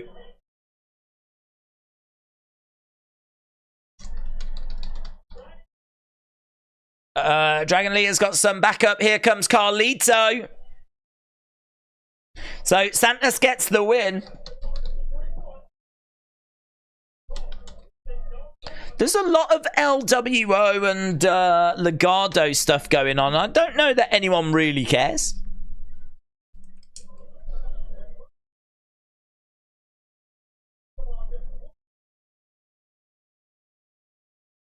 So Carlito comes down. He tries to make the save, but now he's being attacked.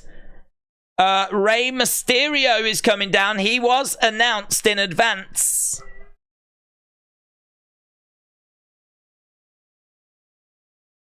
Rey Mysterio coming down. So we start with The Rock. We have Randy Orton in the middle of the show. Bayley is going to be at the end. We've got Rey Mysterio making his way down. Rey getting into the ring. We got 36 minutes left to go. Rey Mysterio throwing in some shots to Santos. Round the houses. Santos goes against the ropes. Rey going over, looking for that 619, but he couldn't land it as Santos gets outside the ring. Evan said Theory is the next big thing, with all the older superstars telling him to drop the act. I could see something happen. Oh, hello. Remember what you said? It was supposed to be me and you together. Let me give you what you want. Next week, Rey versus Santos. I thought that was going to be at WrestleMania. Do you think they'll do Legado versus LWO at WrestleMania? Just a big, messy fight.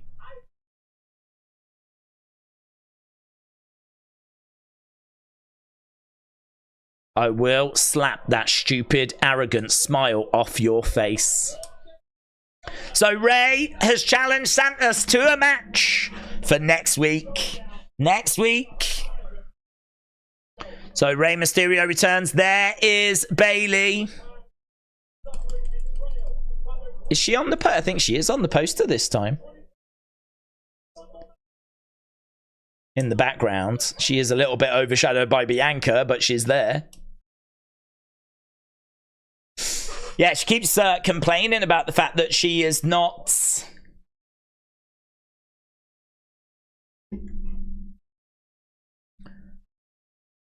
on the posters, but she was in the background there. That was quick, wasn't it, that match? People online are just complaining about how quick that was. But what's going on right now, said Jack. Commercial break. Pretty much whenever people ask that question, it's a commercial break. Intoxicated Drum, shout out to you. Flint the Squishy Fish said, do you remember when Drew won the Rumble when he was a heel after he won? Was he champion during his heel run? Hang on. Do you remember when Drew won the Rumble when he was a heel after he won? Well, he won the Rumble when he went to WrestleMania 36. And he was a face. I mean, he went heel, I think, much later after that. I don't know that he was champion at that point. I think, yeah, by that point... No, by that point, I think, are we getting into like 2021 by that point? Don't think he was heel when he had the belt. I don't think he was. Wrestle with Andy will know. Another goated Smackdown. This is the best era since Attitude. Why aren't people complaining? They moan that matches are too long. They moaning that matches are too short. Make up your mind, said James. Pillskin said, this stream I found is jumping. it keeps going back to the tag match. Oh, I'm sorry. I mean, that match was okay, but of all the moments to have to keep going back to. Drew wasn't heel or face. He turned face after he won the Rumble because people were happy that Roman didn't win, says Chris. Drew was face when he won the Rumble. So it looks like people are arguing now. Seems we've got a war breaking out.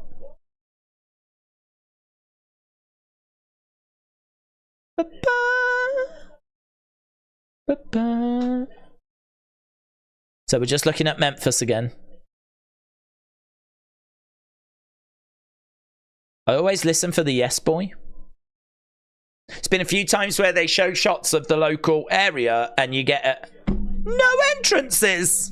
Oh man, The Rock went over again, didn't he? Oh, The Rock totally went over again. No entrances for Pretty Deadly or Pete Dunne or Tyler Bates.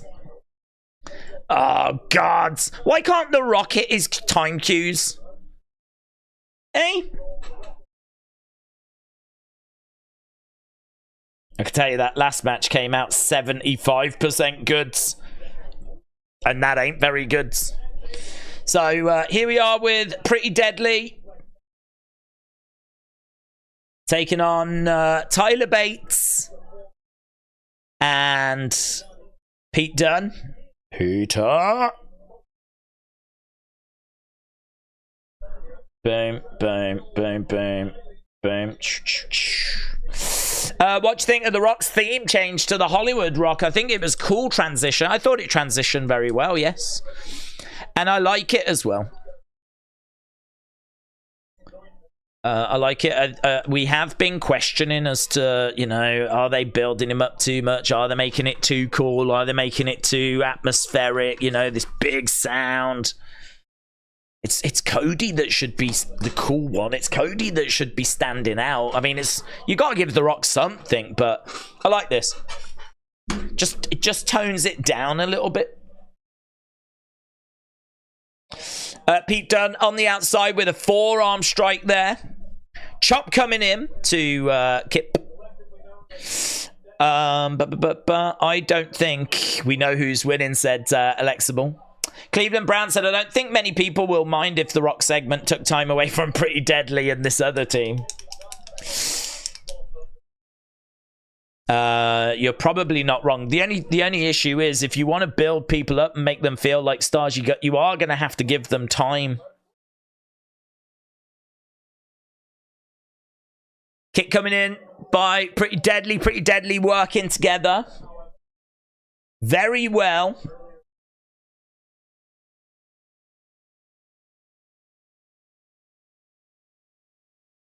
So Pete Dunne is down.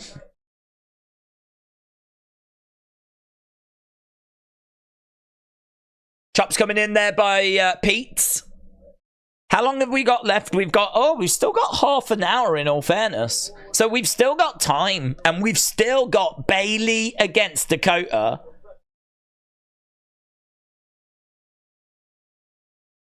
And that should be a lot of fun. Big slaps coming in there by Pete. He collides into Elton. Lovely dragon screw. Lovely dragon screw. Pete going over, tagging in Tyler. Tyler jumping in.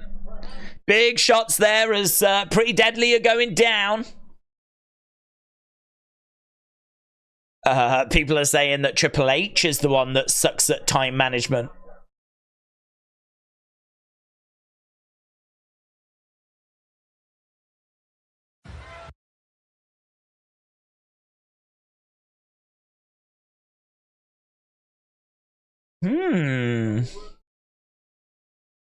The streets are saying that a female fan apparently flashed the screen or flashed the camera, so they had to black out the screen. Really? We didn't get that blacked out here. I don't know that that's true. We didn't get a black screen here.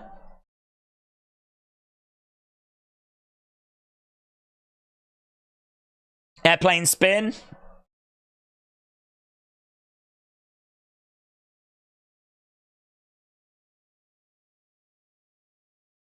Airplane spin again.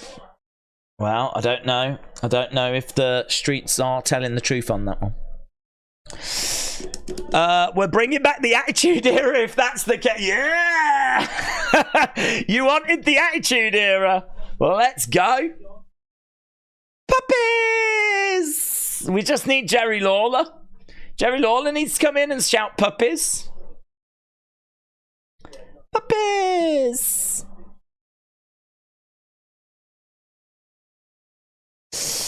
We are back in the Attitude Era. The ladies have been having the best matches, said Intoxicated Drums. Liv and Bex. Such a good match. Simple said, I've got a question. What is the most controversial pay-per-view of all time? Well, I mean, Survivor Series 97 would be the one that would come to mind straight away, but is there a more controversial one? You could say the one when Owen passed away. I mean, he passed away on a pay-per-view.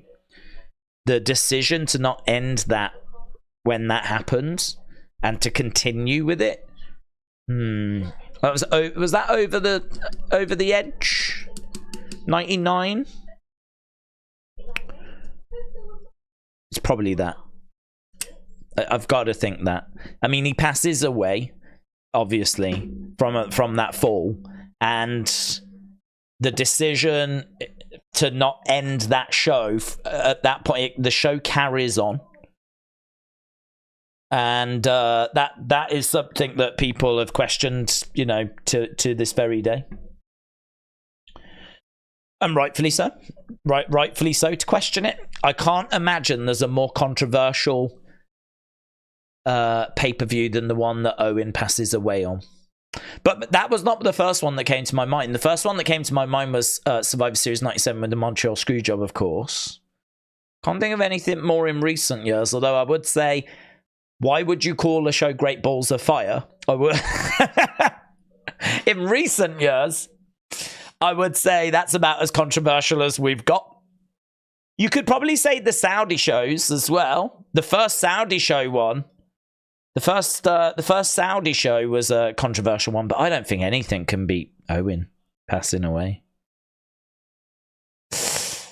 WrestleMania 9, the finish, said Chris. Jake said Vince McMahon loved Great Balls of Fire. Well, we'll leave that there. We'll leave that there. AF Chris said, I still don't watch those Saudi shows. Jerry Lawler's heart attack. That was on a Raw, was it not? Is my memory failing me on that one? In my mind, that was on a Raw. What's your score, says Mitchell. Do you know what? I really think that we are getting the same sort of show on a regular basis now, where you get a big segment, which has in recent weeks been Cody, Rock, and all that sort of stuff. This week it was just The Rock on his own. And then the rest of the show feels so rushed and doesn't really feel like it's... It feels like it's moments. I feel like Rock, if I was to draw a graph of the show, I'd have The Rock segment high. Then I'd have it dipping down for that tag match, and then boom, something will have happened that's got my interest back. And then it goes down again.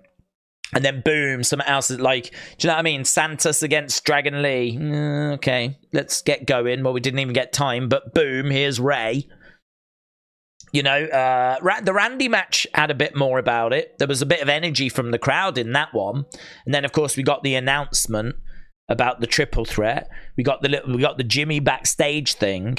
So I really feel like it's lots of peaks and troughs, man. It's like this match here. I mean, it just straight into it. No, I didn't even know we were getting it. I mean, they're going, they're working, they're trying to put on a match, but they haven't set it up. They've just gone straight into it, and you just, you know, what's the payoff of it? What's the end result going to be? What does it matter? Why do I need to care? and we haven't set it up. So for me, this is another little trough here. But had we have actually put some time into building this thing up, it could have been a bit more. But again, they could have done it on social media. We could have had Pete Dunne and Tyler Bate and Pretty Deadly putting stuff out. Social media never sleeps. Don't they know I've got unseen videos to make? So, as a result, I feel like the crowd, if you look at the crowd, look, they're all sat down. No noise being made. No one's even moving. It's like a flipping green screen background of a crowd. So, yeah, for me, it makes it hard to score because I'm not bored. And there's been moments. And it's one of those, I see those posts after and they're like, what do you score the show? And they always show these pictures of these great moments, which makes the show look amazing. But actually, if you watch the show, you take them moments out and the rest of the show was just, it was all right.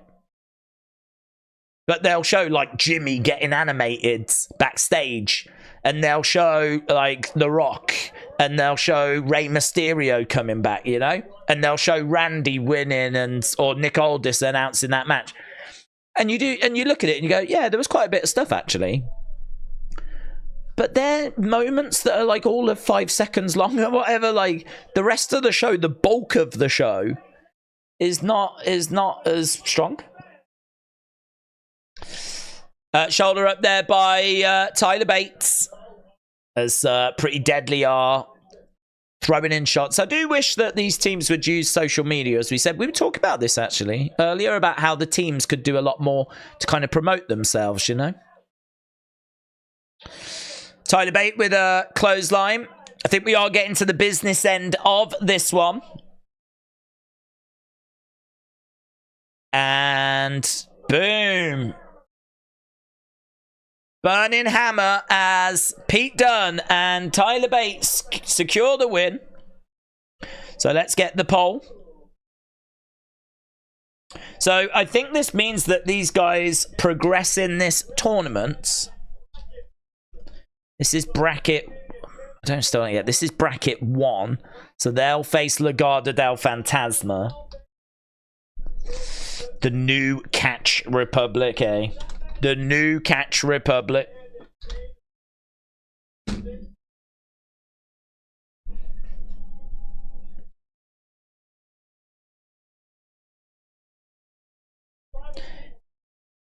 Have you acknowledged me?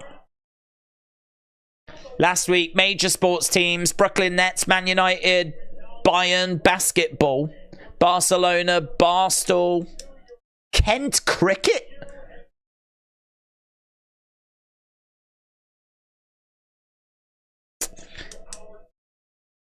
How did they do that? Preston North End did too, but I didn't see that make the cut. They're showing off signs. That's a good one. Let me talk to you. I like this. Roman plus The Rock equals jabronis. Lol. Look at that. Cody slapping The Rock. There's a lol. Very good. They should show them off more, man. That was great. Showing off the fan signs. That was great. Here's Bayley. Ain't nobody. I refuse to call him Pete Dunne. The wrong team went over, said JP. Fan signs. That was brilliant. More of that. And that'll only encourage them to bring more as well, you know. That'll only encourage them to bring more. Yeet.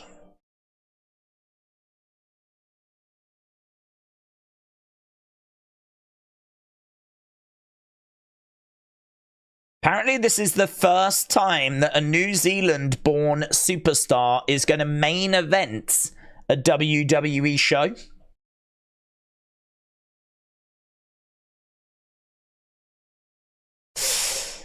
To be fair, it's WWE in 2 hours. After commercials, we only get 1:16. If you calculate the time each promo takes, we do get a fairly solid show and at least one solid match, says Trini. Wrestler Andy said, Days, I'm going to take a cardboard Days head to Mania. Please don't. Please don't. You should take a cardboard Trinidad flag, guy. You need to acknowledge the true leader of the WWE Universe. Acknowledge him.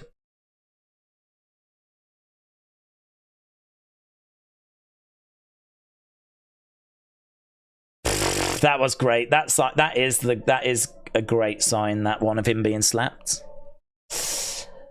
Man United acknowledged Roman. They did. They did. How long we got left? Oh my god, we've only got 17 minutes left to go. 17 minutes, that's all. I wish WWE would announce the main events like they do the title matches. Yeah. Said Bishop Strat. Ellis Stubb said, I really like them encouraging fans to bring signs. It's such a staple in wrestling crowds. It's cool to see WWE embrace it. James said, Days, WTF, Man United acknowledging Roman. I now no longer acknowledge Man United. The Beach Kevin said, did you hear Darby broke his foot and won't be able to climb Mount Everest? I did, and that is probably good news. I know that he'll be sad, but I don't know, sometimes like we have to save these people from themselves. You have to walk past like dead freezing bodies when you go up Mount Everest. Like, I don't know about you, I wasn't really eager to see him be another of those, you know? I'm sure he's been in training, and I'm sure like he's been like signed off and all that sort of stuff, but I don't know that that's something I'm too disappointed about hearing. I mean, you don't really want to hear anyone heard that they broke their foot, but yeah, I wasn't eager for him to climb that mountain. Right, Chicago, CM Punk is going to be there on March 25th. I don't know what's up with Stevie Turner. Stevie Turner is sad. Is Stevie Turner dating one of the Pretty Deadly guys or something? Stevie Turner was sad there, but I don't know why. Rey Mysterio is taking on Santos Escobar. Santos. Why is the man involved in a last standing match on Raw, said David. Oh, here we go. Street Profits against Authors of Pain. That's also coming up next week. Also, next Friday, Roman Reigns face to face with Cody Rhodes. Ah! Oh my God. Roman Reigns, Cody Rhodes, face to face. Ah! Right, here's Bayley. Bayley coming out. I thought she might have changed her theme a little bit. She's got a smile on her face. Great little build for this. These two have used social media well. Oh my God, Roman and Cody next week. Oh my God, it's WrestleMania season. Oh my God. So good. Let's go. Let's go.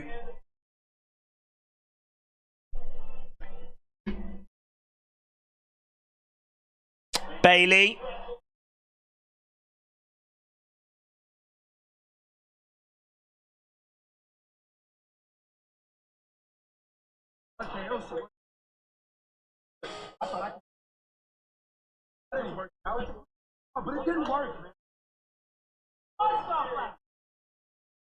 Austin Theory just put up a little post where he's talking about like what happened and how he thought he was going to be able to jump over the RKO or something, but he said it didn't work. WWE encouraging signs like the Attitude Era is a good move, so people feeling the same. Here is Dakota.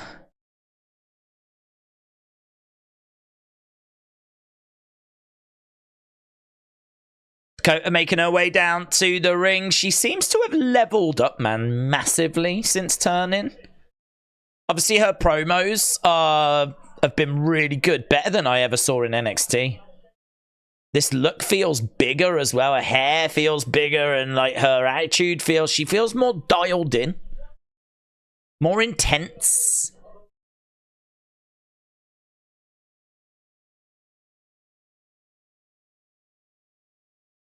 Feels more comfortable. That's the word. Comfortable. I think she's used to being on the main roster now.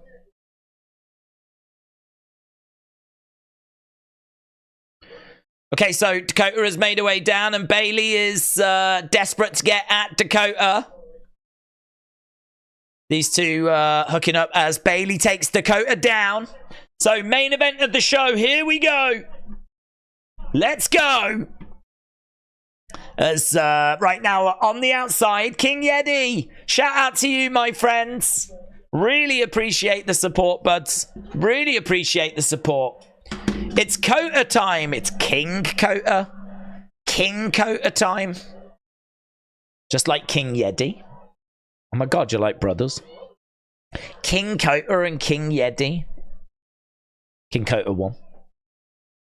Appreciate the support, dude. I hope you've enjoyed Smackdown. As Bayley is in control at the moment. With Dakota coming over and getting dumped to the outside. Big shot there by Bayley. She goes in between the legs of Dakota. Dakota goes face first onto the edge of the ring. Bayley looking for a draping. DDT. Suplex. Boom. Dakota goes down as Damage Control come round and they surround Bayley. Io, Kyrie, Asuka as we go to commercial break. So yeah, King Yeti, it is Kota time. It is Kota time. It's good, man, isn't it? Right, we need to end this poll as well because this is still for the Pretty Deadly match, not for this match. We don't want to get all confused. Bayley, Roman, and Cody face to face. Next week, Bayley versus Dakota. Okay, so that last match.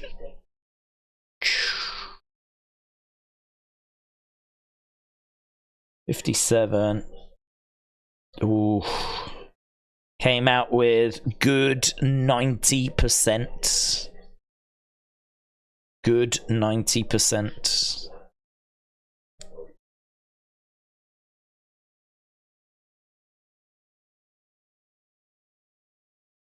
Okay. A fake Sasha Banks is going to help Bayley. Man, Sasha would have been perfect. Perfect. But she had to be money hungry, didn't she? And imagine if we'd have got her and she came out now to save Bayley. That would have been amazing. Bayley cakes could be better than Little Debbie. Someone assemble a marketing team, said George. David said, now, why hasn't the referee sent the others to the back? It seems like a gimmick they don't use. Well, they have to get involved, don't they? Have they been involved yet?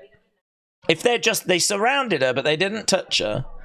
So I think if the ref sees them physically getting involved, then you're out of there. But we haven't had that yet. Justin said, I like how wrestling these days is finding ways to hurt wrestlers to still get TV time. In the past, they got hurt and we wouldn't see them. That's true. That's true. William said, Sasha is going to Mania. It's part of a new wrestling environment that's going to be forged. Mercedes getting $10 million a year, signed 5-year deal, but could leave after 3. I heard that's not true. I heard it's not 10 million. I heard rumors it's 5, which makes her the highest paid woman in wrestling. The 10 million has done the rounds though, but I'm sure I saw a tweet from, I think it was Sean, saying no. I'll have to have a look into that. I've definitely read someone saying it's not 10. That is what the word on the street though.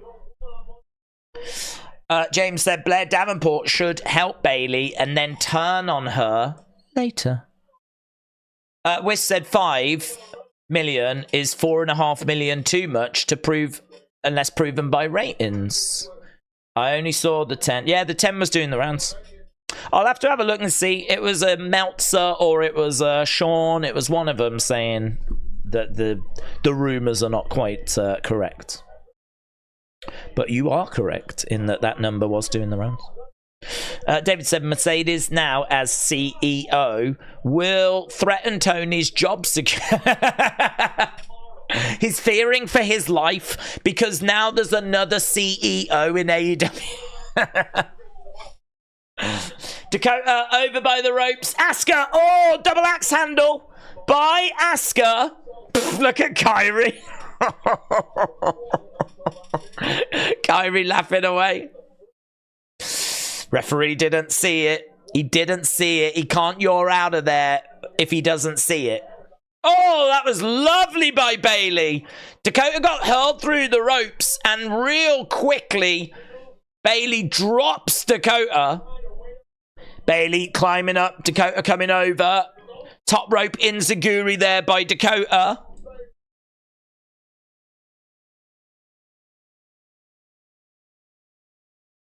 They're dancing around on the outside, very excited.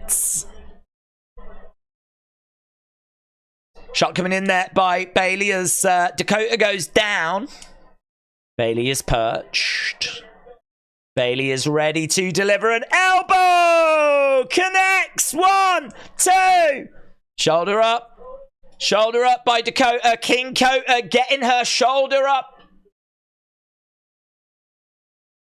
Dakota Kai, that was great move by Bayley.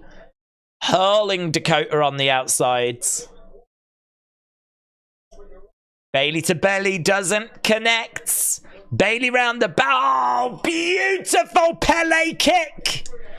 I tell you what, you don't see Pele kicks in women's matches, but you do now. Here we've got Io dragging Kyrie off of Bayley, not wanting Dakota to get DQ'd. So Io dragging Kyrie.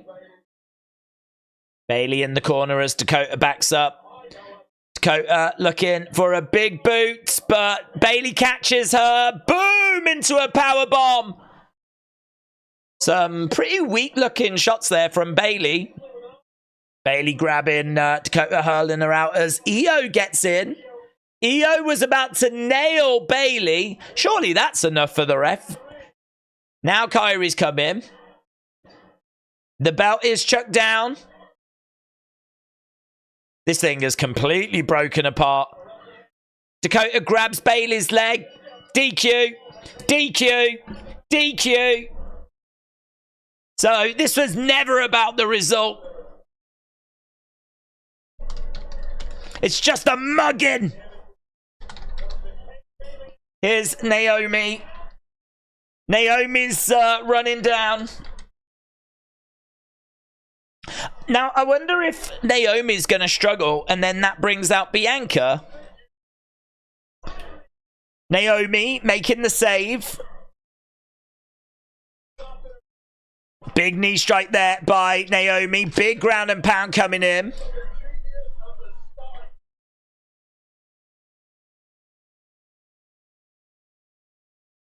Yeah, it's too much for Naomi. Jade? EST is the chant. EST is the chant. EST chants. Oh my God. They actually picked up Bayley. They all picked up Bayley. She was off the ground and then Io did the moonsault. look great. We've got the trademark in the corner. Bayley down. Naomi down. I don't think we're getting the EST, but there were EST chants. And it looks like the show is going to come to a close. Asuka is limping, said Bruno. Oh, is she? I didn't see Asuka limping. I didn't see Asuka limping. That's interesting. Right, you can vote for what you thought about that match. Vote, vote, vote. Votey, vote, vote. I'm just going over onto Wrestling Days clips so that we can get the poll up. What did you score WWE Raw? That was the 15th. Did you class it as all time? Did you think it was great? Did you think it was good? Did you think it was okay? Or did you think it was bad? Okay, that is up right now. You can vote over on Wrestling Days clips. I will put the link in the chat. I should just save that link, shouldn't I? I should save it now, actually. Doesn't make sense me constantly copying this every single time when I could just save it. I will do that. I also need to go on Twitter and put up the feedback request. We can do that as well. We're doing so much. There is so much going on. Yeah, the show has come to a close. You can vote over on that other channel if you want to get your vote like properly recognized. Or you can just put your score in here if you'd rather do it that way. Go there. Let's go. New notes.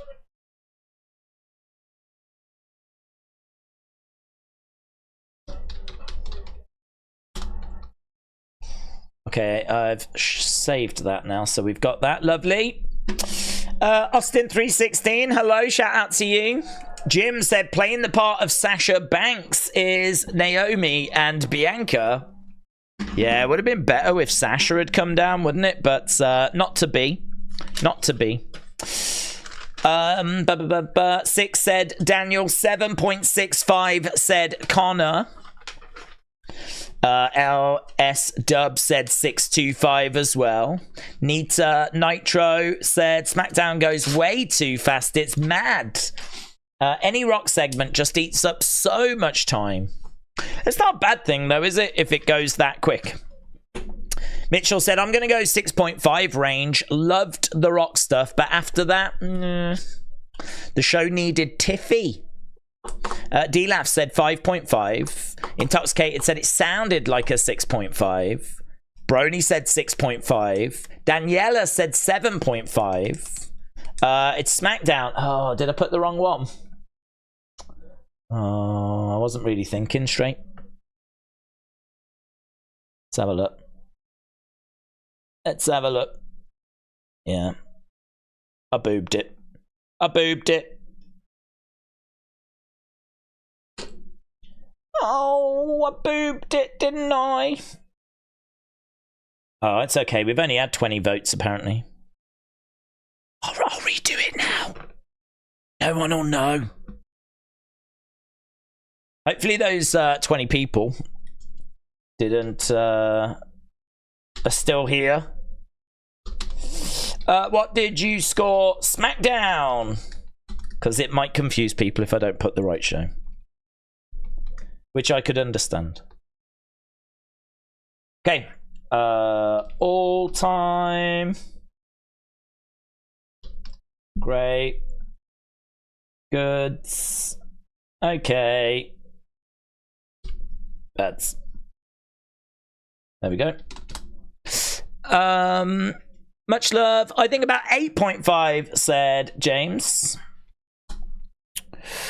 Oh, Jamie, sorry. Brian said they knew what you mean. Well, I'd like to think so, but honestly, it's a gamble. People might not want to leave their feedbacks. They're like, oh no, this wasn't Raw.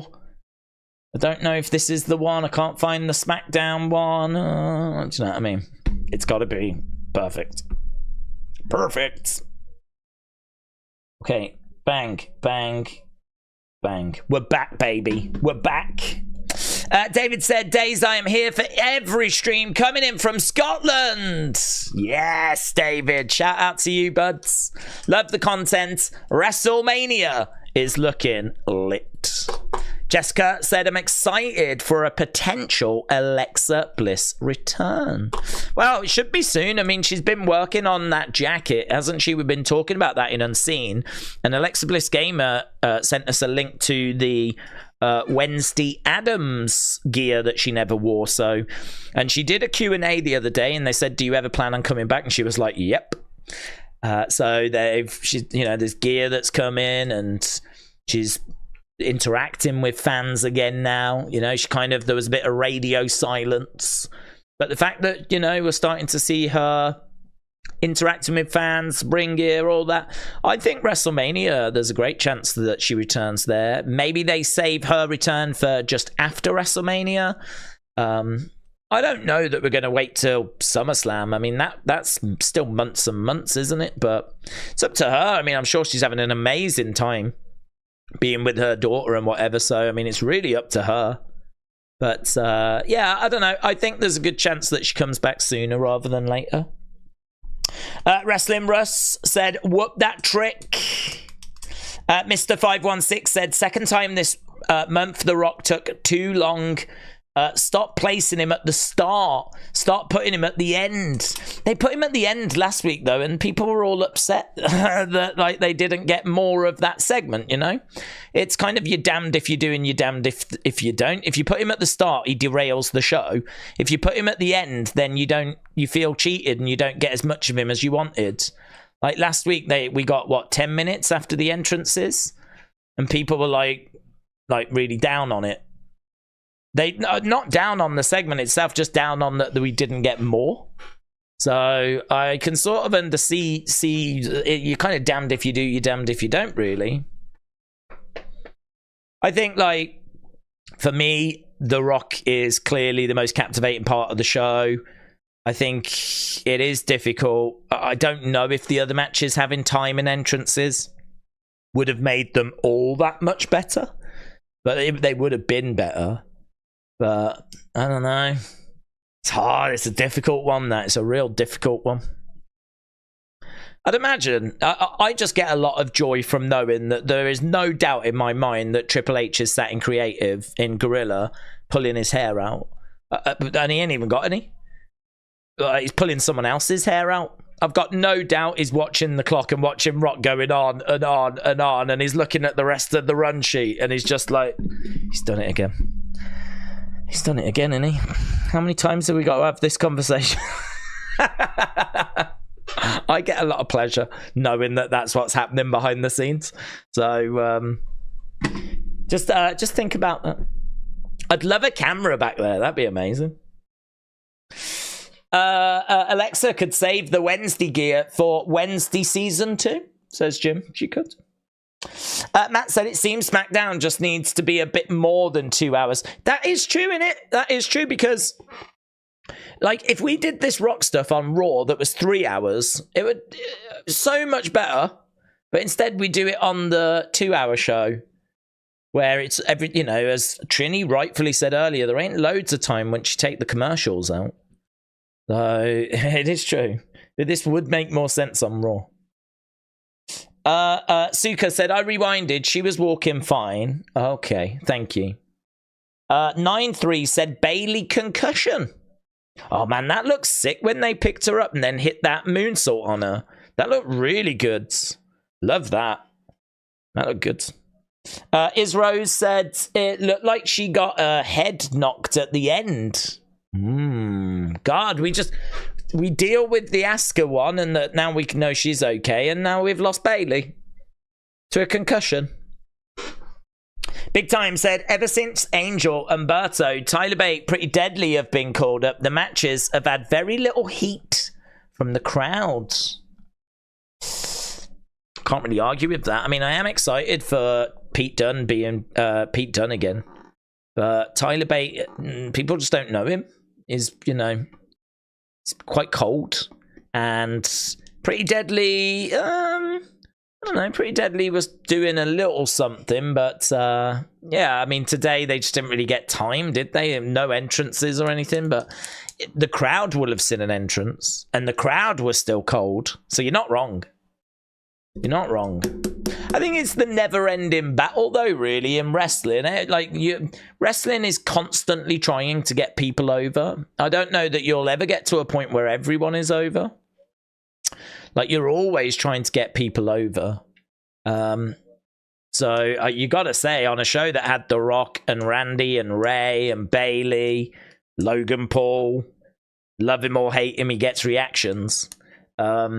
You know, you probably can afford to then try and put talent over, you know, because you've got some big experience there that you know people are going to be engaged with. So you can try and get in between the gaps. You can try and put in some of that talent that's maybe not over. Trini said both Tony and Triple H have champagne problems. Oh no, I have the biggest wrestling stars at my disposal. What will I do? What are your thoughts on this being the second straight show where there's been no Bron Breakker? He started off hot, but last 2 weeks, nothing. I don't mind. I really don't mind. Bron Breakker to me is still an NXT talent. I don't class him as a proper call-up yet because he's still kind of got one toe in NXT. So for me, like, when he's done with NXT and he's properly up, then, you know, then we can look at it. But for me, he is someone that's one half of the NXT tag champs right now. And we're just sort of... We've started doing this a bit more where we use that sort of NXT talent on a few episodes of SmackDown to kind of get people used to them. I think WWE know that there's a good portion of their crowd that don't watch NXT. And so, you know, we saw them do it with Carmelo. We saw them do it with Dragon Lee. We've seen them do it with Lyra Valkyria. Even did it a bit with Tiffany Stratton. Don't forget, she was feuding with Becky and she was like in the crowd before she got properly called up. So we have seen them sort of trying to find a way of bringing NXT talent to the main roster and using them sparingly before they like properly get called up. And I don't know that Bron's call up has been like definite yet. I think he's sort of in between, really. So for me, I'm not bothered. I'm not bothered. As long as once he's up, we really get going with him. But I think we could all understand if this side of WrestleMania, we didn't really have much for him. I thought there was a good chance he'd face Gunther personally, but this side of WrestleMania, I think we could understand. But after WrestleMania, that's when we really should pull the trigger. So for me, no drama, no problem. Big picture, he'll be fine. He'll be fine. He's a massive talent. He'll be fine. Brock needs to come back, says Connor. Well, I can't see Brock coming back until they sort out all this noise. You know, there's a lot of accusations and whatever. So until they get all that sorted, can't really see that settling down. Got to tell you, that main event, it only got good 94. Good 94 puts it behind Grayson and Randy. It's the second best match of the night, but only just ahead of Angel and Berto against the LWO. But oof, good 94. That's really interesting. Really interesting. Right, I'm going to run away anyway because I want to do my immediate review. And of course, we've got Unseen to put together as well. I'm hoping Unseen won't be quite as late because I have been trying to keep up with Twitter throughout the show. Which has been good, actually, because it means that we've had a little bit of social media reaction during the stream as well. But it's also meant that I've kept up to date with bits for Unseen. So hopefully that won't take as long. But a big thank you to everyone that joined us. Really appreciate the support, of course, and hope you enjoyed the show. We will be back with Unseen and opinions and all of that stuff's coming up. And of course, we've got a big Raw on the way as we continue on the road towards WrestleMania. Thanks for watching. Appreciate the support. I'll see you next time. Bye for now.